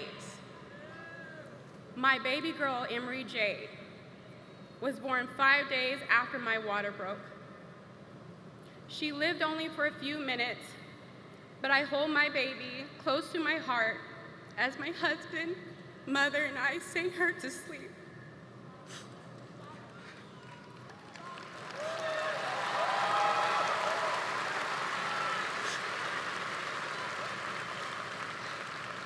And when Emery's heart stopped, we continued to embrace her and held her for hours as she lay lifeless. It was immediately after Emery was born and the hospital discharged me that I felt severe pain. Eventually, I found myself in the ER, fearing for my life, where my reality soon changed. I was diagnosed with sepsis and sent into a 6-hour emergency surgery. I endured a partial lung collapse, 2 liters of infected fluid removed from my abdomen, and an incision that ran from under my breast to my pelvic area, which has left a deep scar. I was hospitalized for 3 weeks. My body was overwhelmingly consumed with infection. I nearly lost my life. I remember praying, God, just allow me to be peaceful when I go. After my discharge from the hospital, I required around-the-clock care for 3 months. My mother fed me, bathed me, and even helped assist me in the bathroom while I slowly recovered.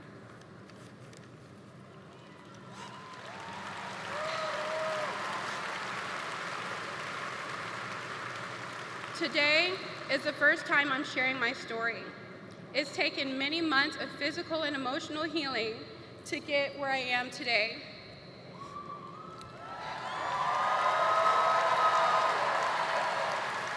I have come forward so people can learn from my experience and the experiences of other women who have been impacted by these laws. Texas abortion bans unleashed by Donald Trump almost cost me my life and have left me with physical and emotional scars.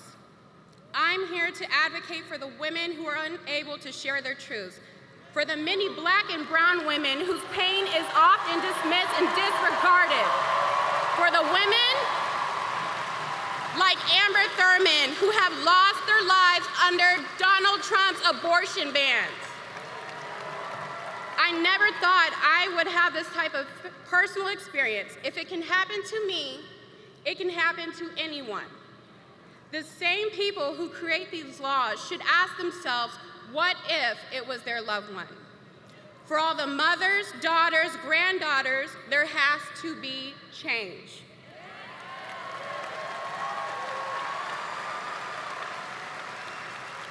Kamala Harris is that change.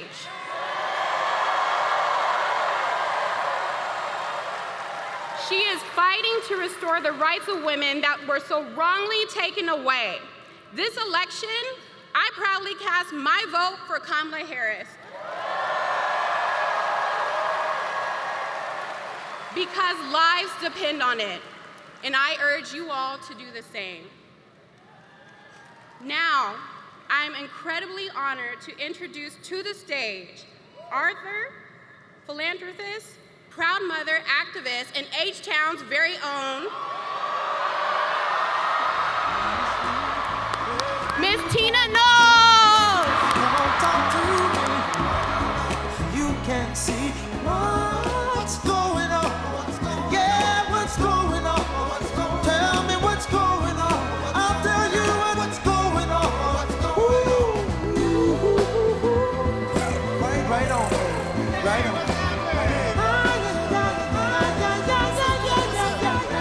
My God.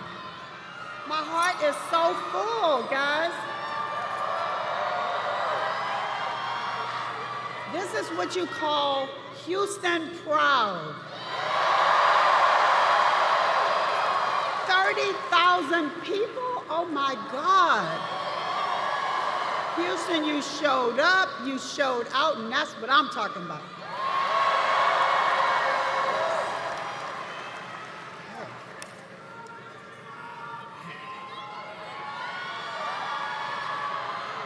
Thank you, Andrea, for courageously sharing your story.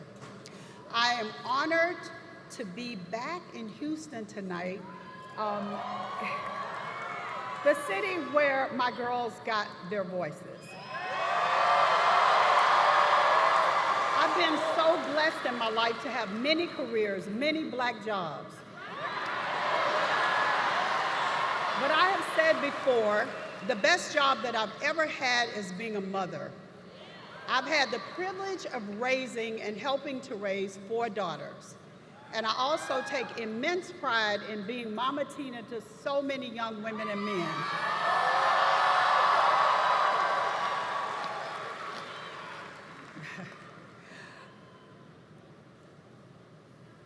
It has been empowering for me.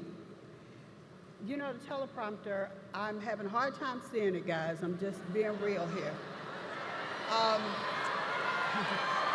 So it's been powerful to encourage young people and to be there for them as well as my own children. You know, I have always believed that I was raising my girls in a world that with every passing generation was becoming freer for women.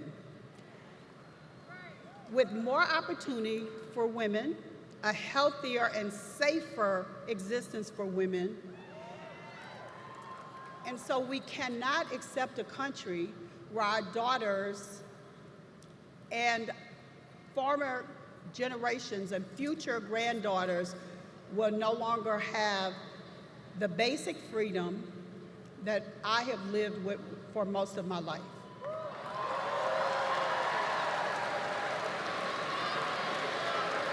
But just as our generation and generations before us did, we will fight for our freedom. Yes. And as I look behind, I also know in order to move forward, we must move with purpose. So I say a prayer that is infused with the strength, faith, and courage of those who came before us. We cannot go backwards, guys. Too many people have died for us to have our freedom. I know in my soul that all those past moments have led us to a time like this. We've got to show up and do our part. And that is why I am here. I am so honored to be here in support of Kamala Harris.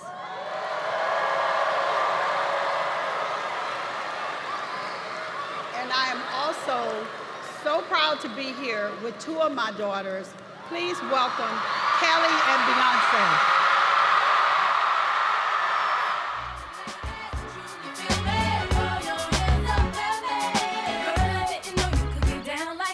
Charlie, how your angels get down like that? Girl, I didn't know you could get down like that. Charlie, how your angels get down like that?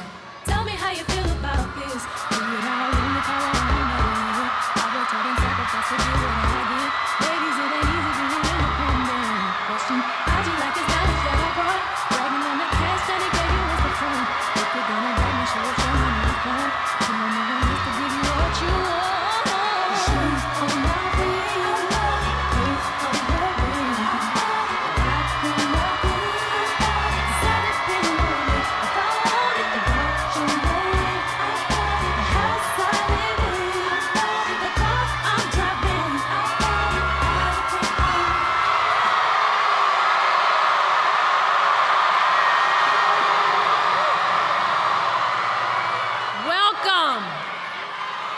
Welcome, everybody.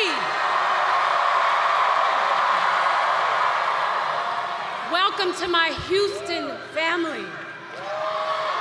I am so proud to be here back in Houston with my mama T and my sister. Welcome to this day, this remarkable, this joyous day. A date, a day, a time, a moment with weight and meaning for our country, for our people, and for the world.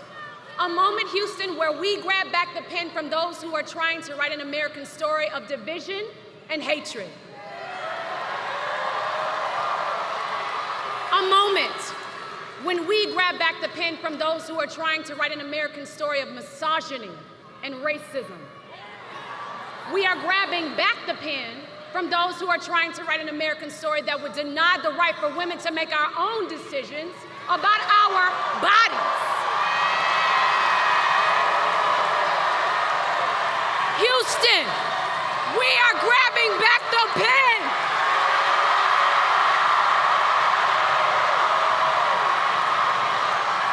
We are grabbing back the pen, that pen, to forge a new path with Kamala Harris and Tim Walz. We are grabbing back the pen to write a new American story, a story of community, of equality, strength, of kindness, and of hope. When I was a little girl and I pledged allegiance to the United States of America, that meant something to me. That flag meant something to me. And today, that means grabbing that pen and casting my vote, as I already did 2 days ago, for Kamala Harris and Tim Walz.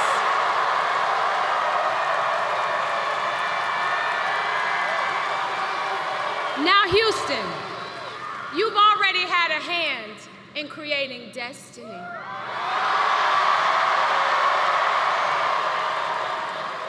So do what you do and do this thing again.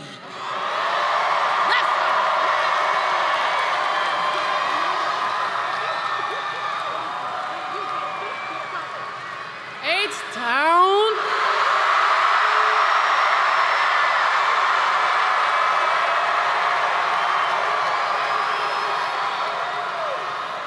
We are so happy to be standing here on this stage as proud country Texas women supporting and celebrating the one and only Vice President Kamala Harris. A woman who's been pushing for what this country really needs right now, unity. It's impossible not to feel the energy in this room, the positivity, the community, the humanity. We are at the precipice of an incredible shift, the brink of history. I'm not here as a celebrity. I'm not here as a politician. I'm here as a mother. A mother who cares deeply about the world my children and all of our children live in. A world where we have the freedom to control our bodies. A world where we're not divided.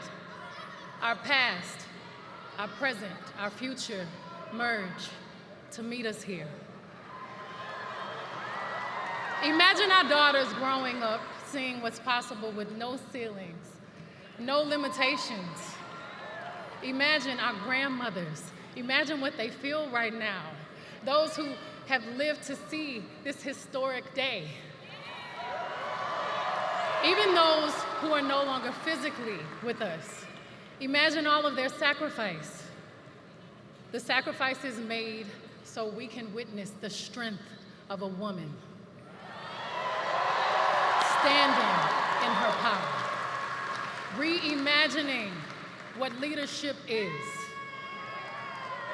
For all the men and women in this room and watching around the country, we need you.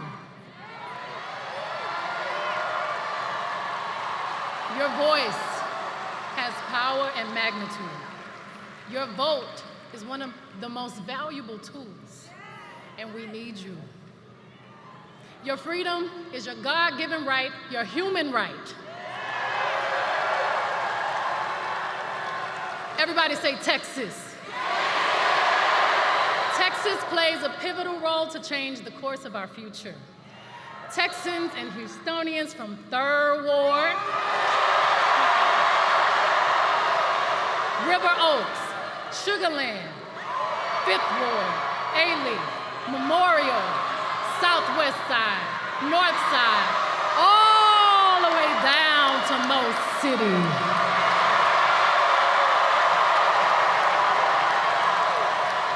We all have a role to play to make this a reality. We're all part of something much bigger. We must vote. And we need you. It's time to sing a new song. A song that began 248 years ago. The old notes of downfall, discord, despair no longer resonate. Our generations of loved ones before us are whispering a prophecy, a quest, a calling, an anthem. Our moment right now, it's time for America to sing a new song. Our voices sing a chorus of unity. They sing a song of dignity and opportunity. Are y'all ready to add your voice to the new American song? Because I am. So let's do this, ladies and gentlemen. Please give a big, loud Texas welcome to the next President of the United States, Vice President Kamala Harris.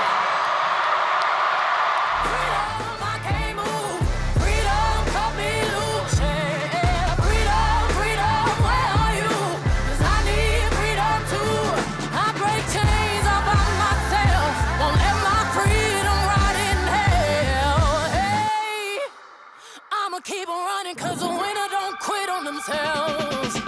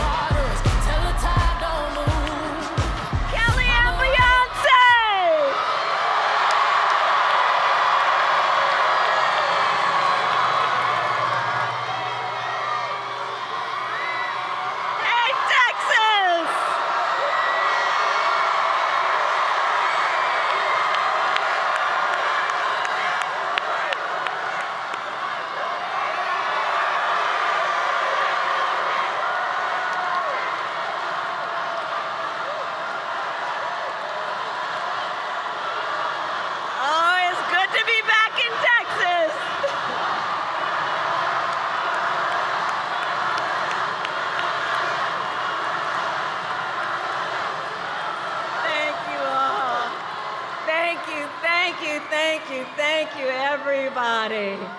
Thank you for being here this evening. Can we hear it for Miss Tina Knowles? For Miss Kelly? And Beyonce? What a warm Texas welcome. I thank you all so very much. And I thank you, and I thank my friends for reminding us of exactly what we are fighting for in this campaign. We are fighting for freedom.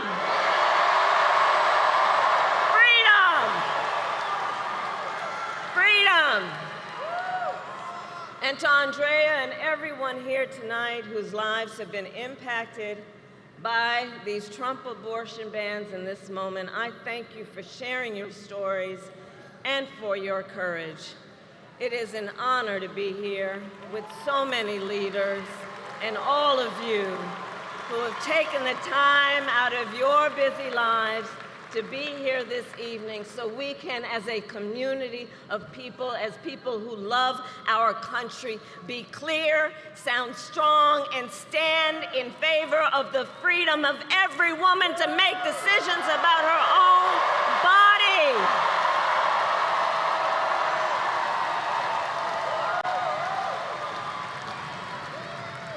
I also want to thank the members of Congress who are here, including Colin, Allred.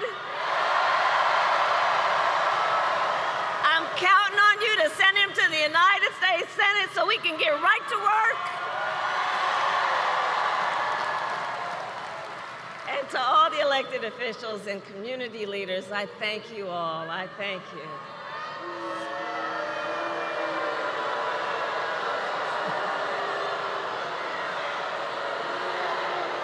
See you later. See you later.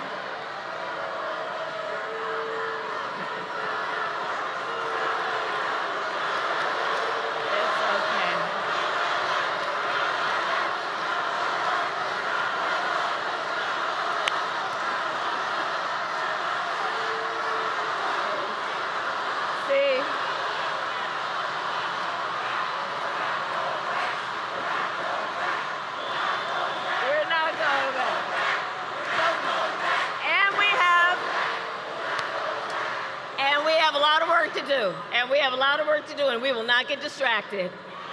We will not get distracted. So listen, Texas, we have 11 days left in one of the most consequential elections of our lifetime. Voting has already started, and we know this will be a tight race until the very end.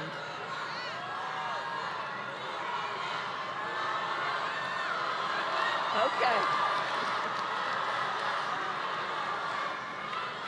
So here's the thing. Okay, so we got work to do. We got work to do. We got work to do. And I love that there is so much enthusiasm. But let's talk about the work we've got to do. Okay. Because we've got 11 days to see this through, and we will win. We will win. We will win. And we will win, and we will win because we know and understand what is at stake. We are 11 days out from an election that will decide the future of America, including the freedom of every woman to make decisions about her own body and her reproductive freedom. And everyone here tonight is here because we are about fighting for our future and not letting some people take us back. Because we are not going back. We are not going back.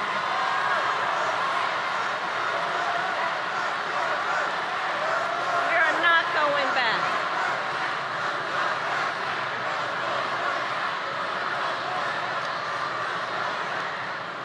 And in America, we know freedom is not to be given. It is not to be bestowed.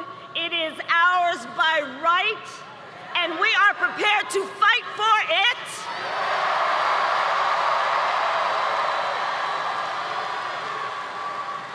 Because we understand the stakes, and moving forward, we understand that what we must do, Texas is right here, you who are ground zero in the fight for reproductive freedom. We must be loud, we must organize, we must mobilize, we must energize the people.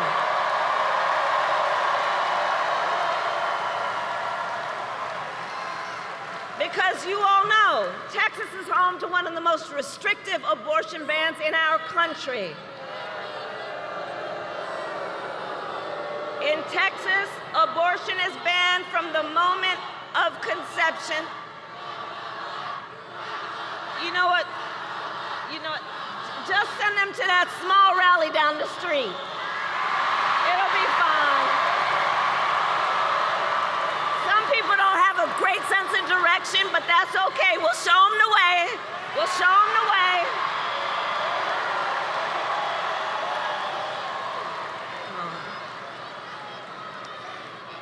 Because we know what's at stake and we will not be silenced.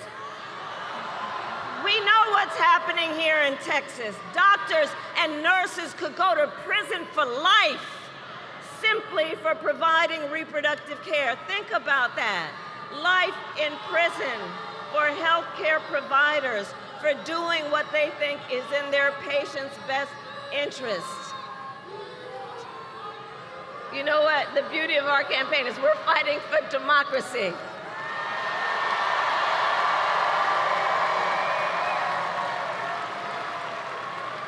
And what we know here in Texas is that there are some who would distract from the fact that Texas has a law now that offers a cash bounty for turning in someone who merely helps a friend or a family member get the care they need.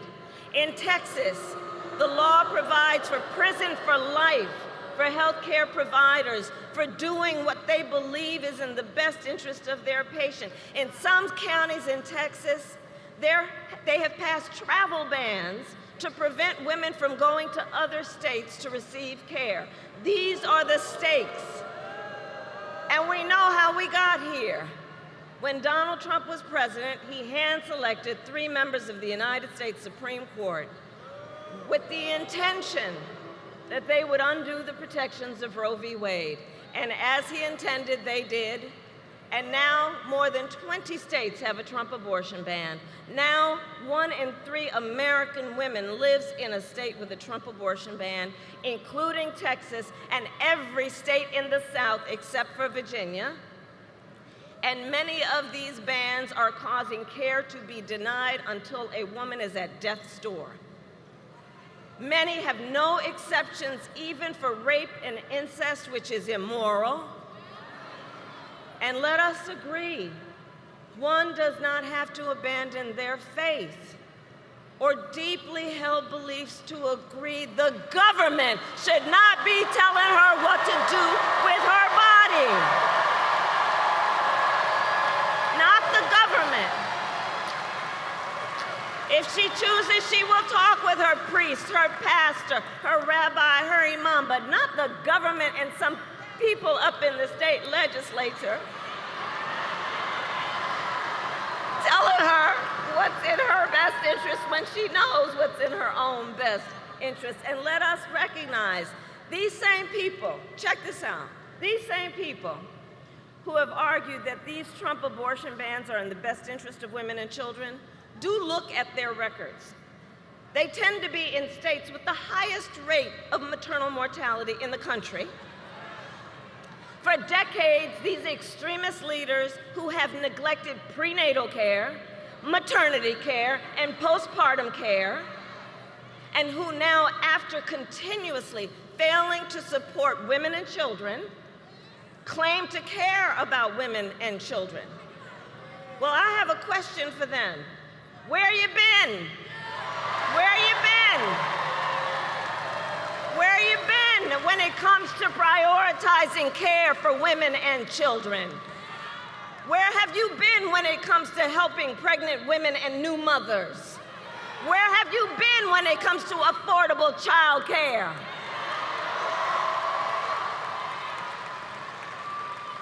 And do note, many of these same extremist leaders have also refused to extend the child tax credit, which lifted half of America's children out of poverty. They, who have blocked proposals to lower child care costs for working parents, they who have tried to cut WIC and SNAP for low-income mothers and their children. The hypocrisy abounds. And here's what else is happening. These bans are driving doctors out of states like Texas, Idaho, Georgia, and North Carolina, leaving women who are already living in maternity care deserts, meaning there is no maternity care anywhere near them, leaving them with even fewer options. And since Trump abortion bans, fewer medical students are choosing to specialize in women's health. Over these past 2 years, the impact of Trump abortion bans has been devastating. We see the horrific reality that women and families face every single day, and the stories are vivid, they are difficult to hear, they are difficult to tell. For example, here in Texas, can we roll the tape? For 54 years, they were trying to get Roe v. Wade terminated, and I did it. As someone who watched his wife almost bleed to death because of conservative implemented laws, I had to fight and beg to get care that I needed. Because I wasn't permitted to have an abortion, I nearly died on their watch. If I had not been able to go out of state to get an abortion in Colorado, my happy, healthy son, Henry, would not be here today. They took 2 liters of infected fluid from my abdomen, and the infection was so severe that I almost died. I was to stay pregnant and deliver a baby that would suffocate in my arms. On the Roe v. Wade, I did a great thing.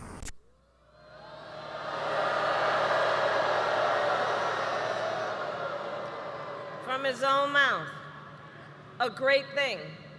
There is nothing great about what happened to women like Kate Cox, who was heartbroken to learn her much-wanted pregnancy was not viable, heartbroken when her doctors told her if she remained pregnant, she would be risking her own life or her ability to have children in the future. But the Attorney General of Texas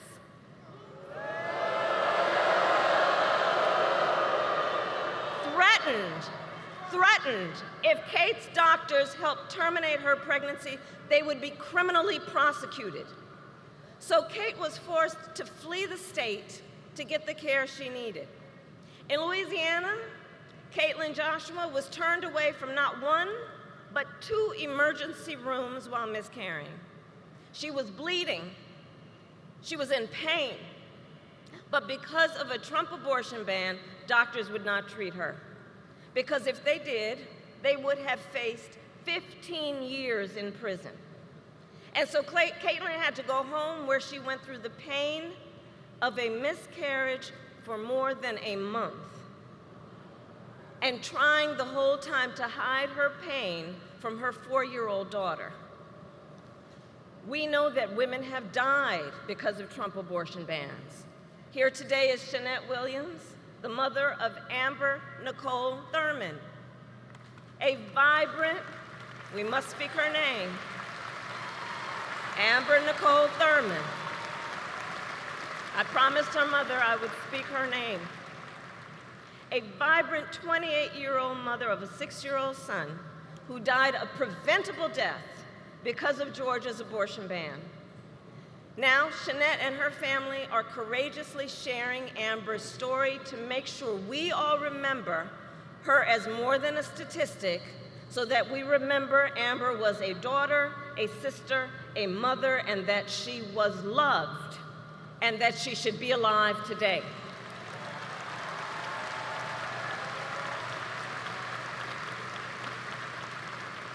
And listen, we're all here because we know The reality is, for every story we hear about the suffering because of a Trump abortion ban, there are so many stories we've never heard, an untold number of women and the people who love them who are silently suffering, women who are being made to feel as though they did something wrong, as though they are criminals, as though they are alone. And to those women I say, and I think I speak on behalf of all of us, we see you and we are here with you.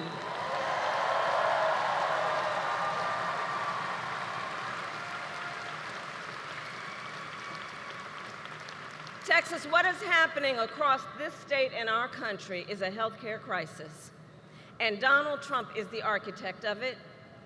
He brags about overturning Roe v. Wade. In his own words, quote, "I did it and I'm proud to have done it." That's what he says. And one has to ask, proud that women are dying? Proud that doctors and nurses could be thrown in prison for life for administering life-saving care? Proud that young women in America today have fewer rights than their mothers and grandmothers? How dare he? Donald Trump even said everyone wanted Roe v. Wade to be overturned. Well, a woman in Ohio was arrested and charged after having a miscarriage. So was a woman in South Carolina. They didn't want this. Hadley Duvall, who became pregnant after being raped by her stepfather when she was 12 years old. She didn't want this. Ryan Hamilton, who is here tonight, his wife was denied treatment at the hospital for a miscarriage. They got home, he found her bleeding and unconscious. He dressed her, put her in a car, packed up their 9-month-old child, and drove to a different emergency room where doctors told them she could have died. Ryan didn't want this. Let's be clear. And the men across America, this needs to be said, men across America do not want to see their daughters and wives and sisters and mothers put at risk because their rights have been taken. I see the men here, and I thank you. The men of America don't want this. And now the Attorney General of Texas is suing the United States government so that Texas prosecutors can check this out, so that Texas prosecutors can get their hands on private medical records of women who leave the state to get care. Now, I'd ask everybody here, please do see the irony, okay? Listen to this. On the one hand, Donald Trump won't let anyone see his medical records. I gave up mine. And on the other hand, they want to get their hands on your medical records. Simply put, they are out of their mind.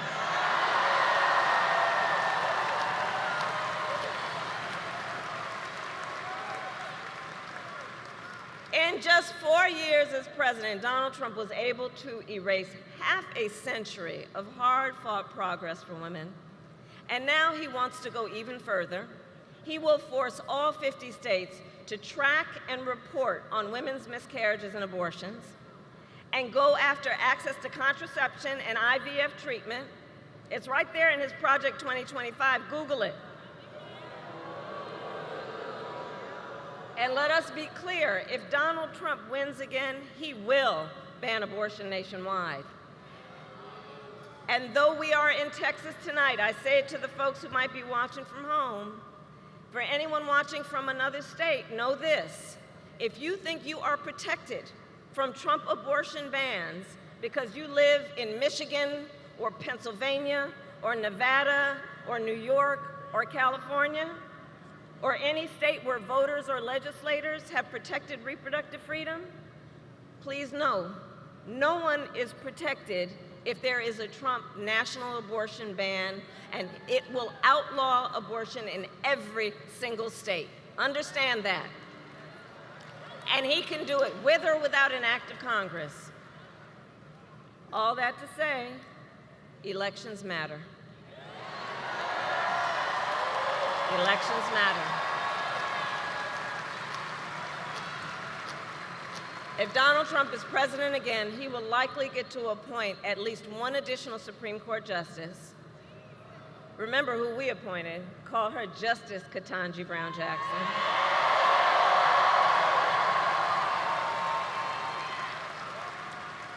But if he were reelected, he'd probably get to appoint one, if not two, members to the United States Supreme Court, at which point Donald Trump will have packed the court with 5 out of 9 justices on that court who will sit, but think about that, who will sit for lifetime appointments, shaping your lives and the lives of generations to come. And that is among the many critical contrasts in this election. Look, Donald Trump doesn't trust women, but I do. We trust women, and we understand what's at stake.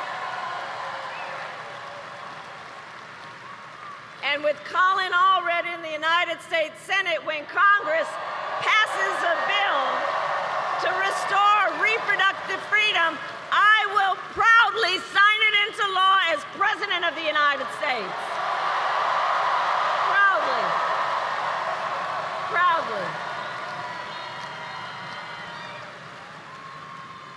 So to all the friends here, let us remember, momentum is on our side. I know sometimes in Texas, folks are like, is it worth it? Does it make a difference? Yes, it does. You are making a difference, and momentum is on our side. You are making a difference. Since Roe was overturned, every time reproductive freedom has been on the ballot, from Kansas to California to Kentucky, in Michigan, Montana, Vermont, and Ohio, the people of America have voted for freedom every time it's been on the ballot. And often they have voted by overwhelming margins from so-called red to so-called blue states, proving this is not a partisan issue. Because Americans from all backgrounds and beliefs understand the decision of whether, when, and how to build a family is one of the most consequential decisions anyone can make. And we are fighting for an America where no matter who you are, where you live, you can make decisions about your own body for yourself. So moving forward, all of this is to say, reproductive freedom is on the ballot in this presidential election. And in 10 states around the country, including Arizona, Florida, and Nevada. And with the work of everyone here, freedom will win. Freedom will win.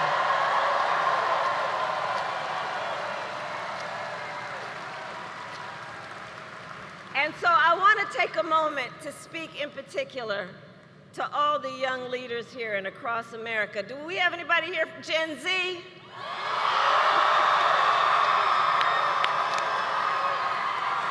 Where you at?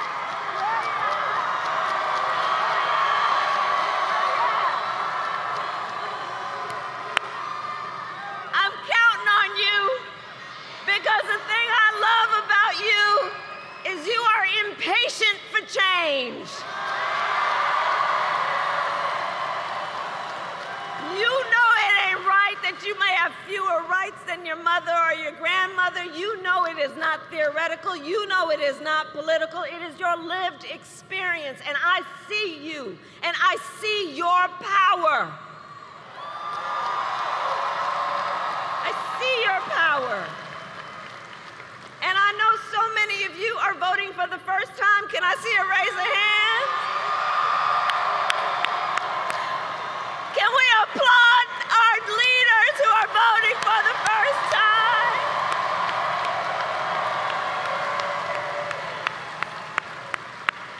All right, we heard it for our young leaders. That's Listen, to everyone here, we know freedom has never come easy. Never come easy. There has been no moment of our progress as a country that did not come about without a fight. Let's all be clear about that. And we are in the midst of a movement. And everyone here is a leader in that movement. So we do this then remembering those who came before us, those who struggled and sacrificed for our freedoms, who found fellowship and even joy in one another in the fight. They found strength and hope in fighting for our ideals. And that is what we are doing. That is what we are doing because we know weeping may endure for a night, but joy cometh in the morning.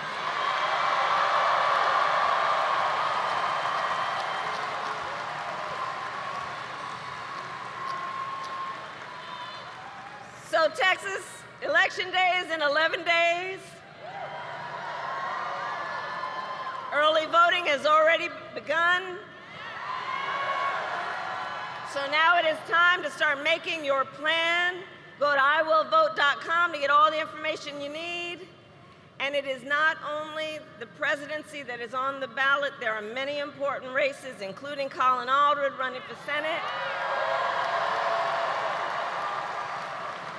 who we must note his opponent supported a national abortion ban 6 times. An opponent who said he does not support exceptions even for victims of rape and incest. So let's remember, Texas, your vote is your voice, and your voice is your power.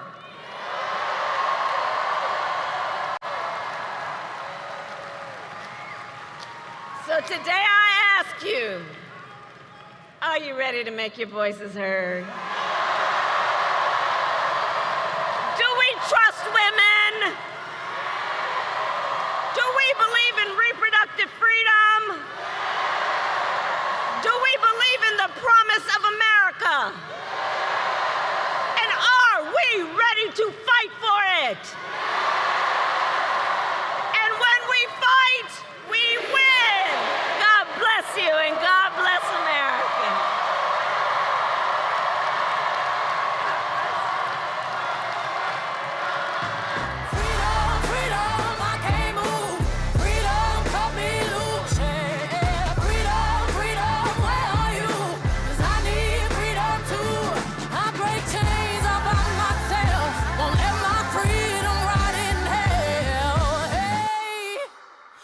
Keep on running, cause the winner don't quit on themselves.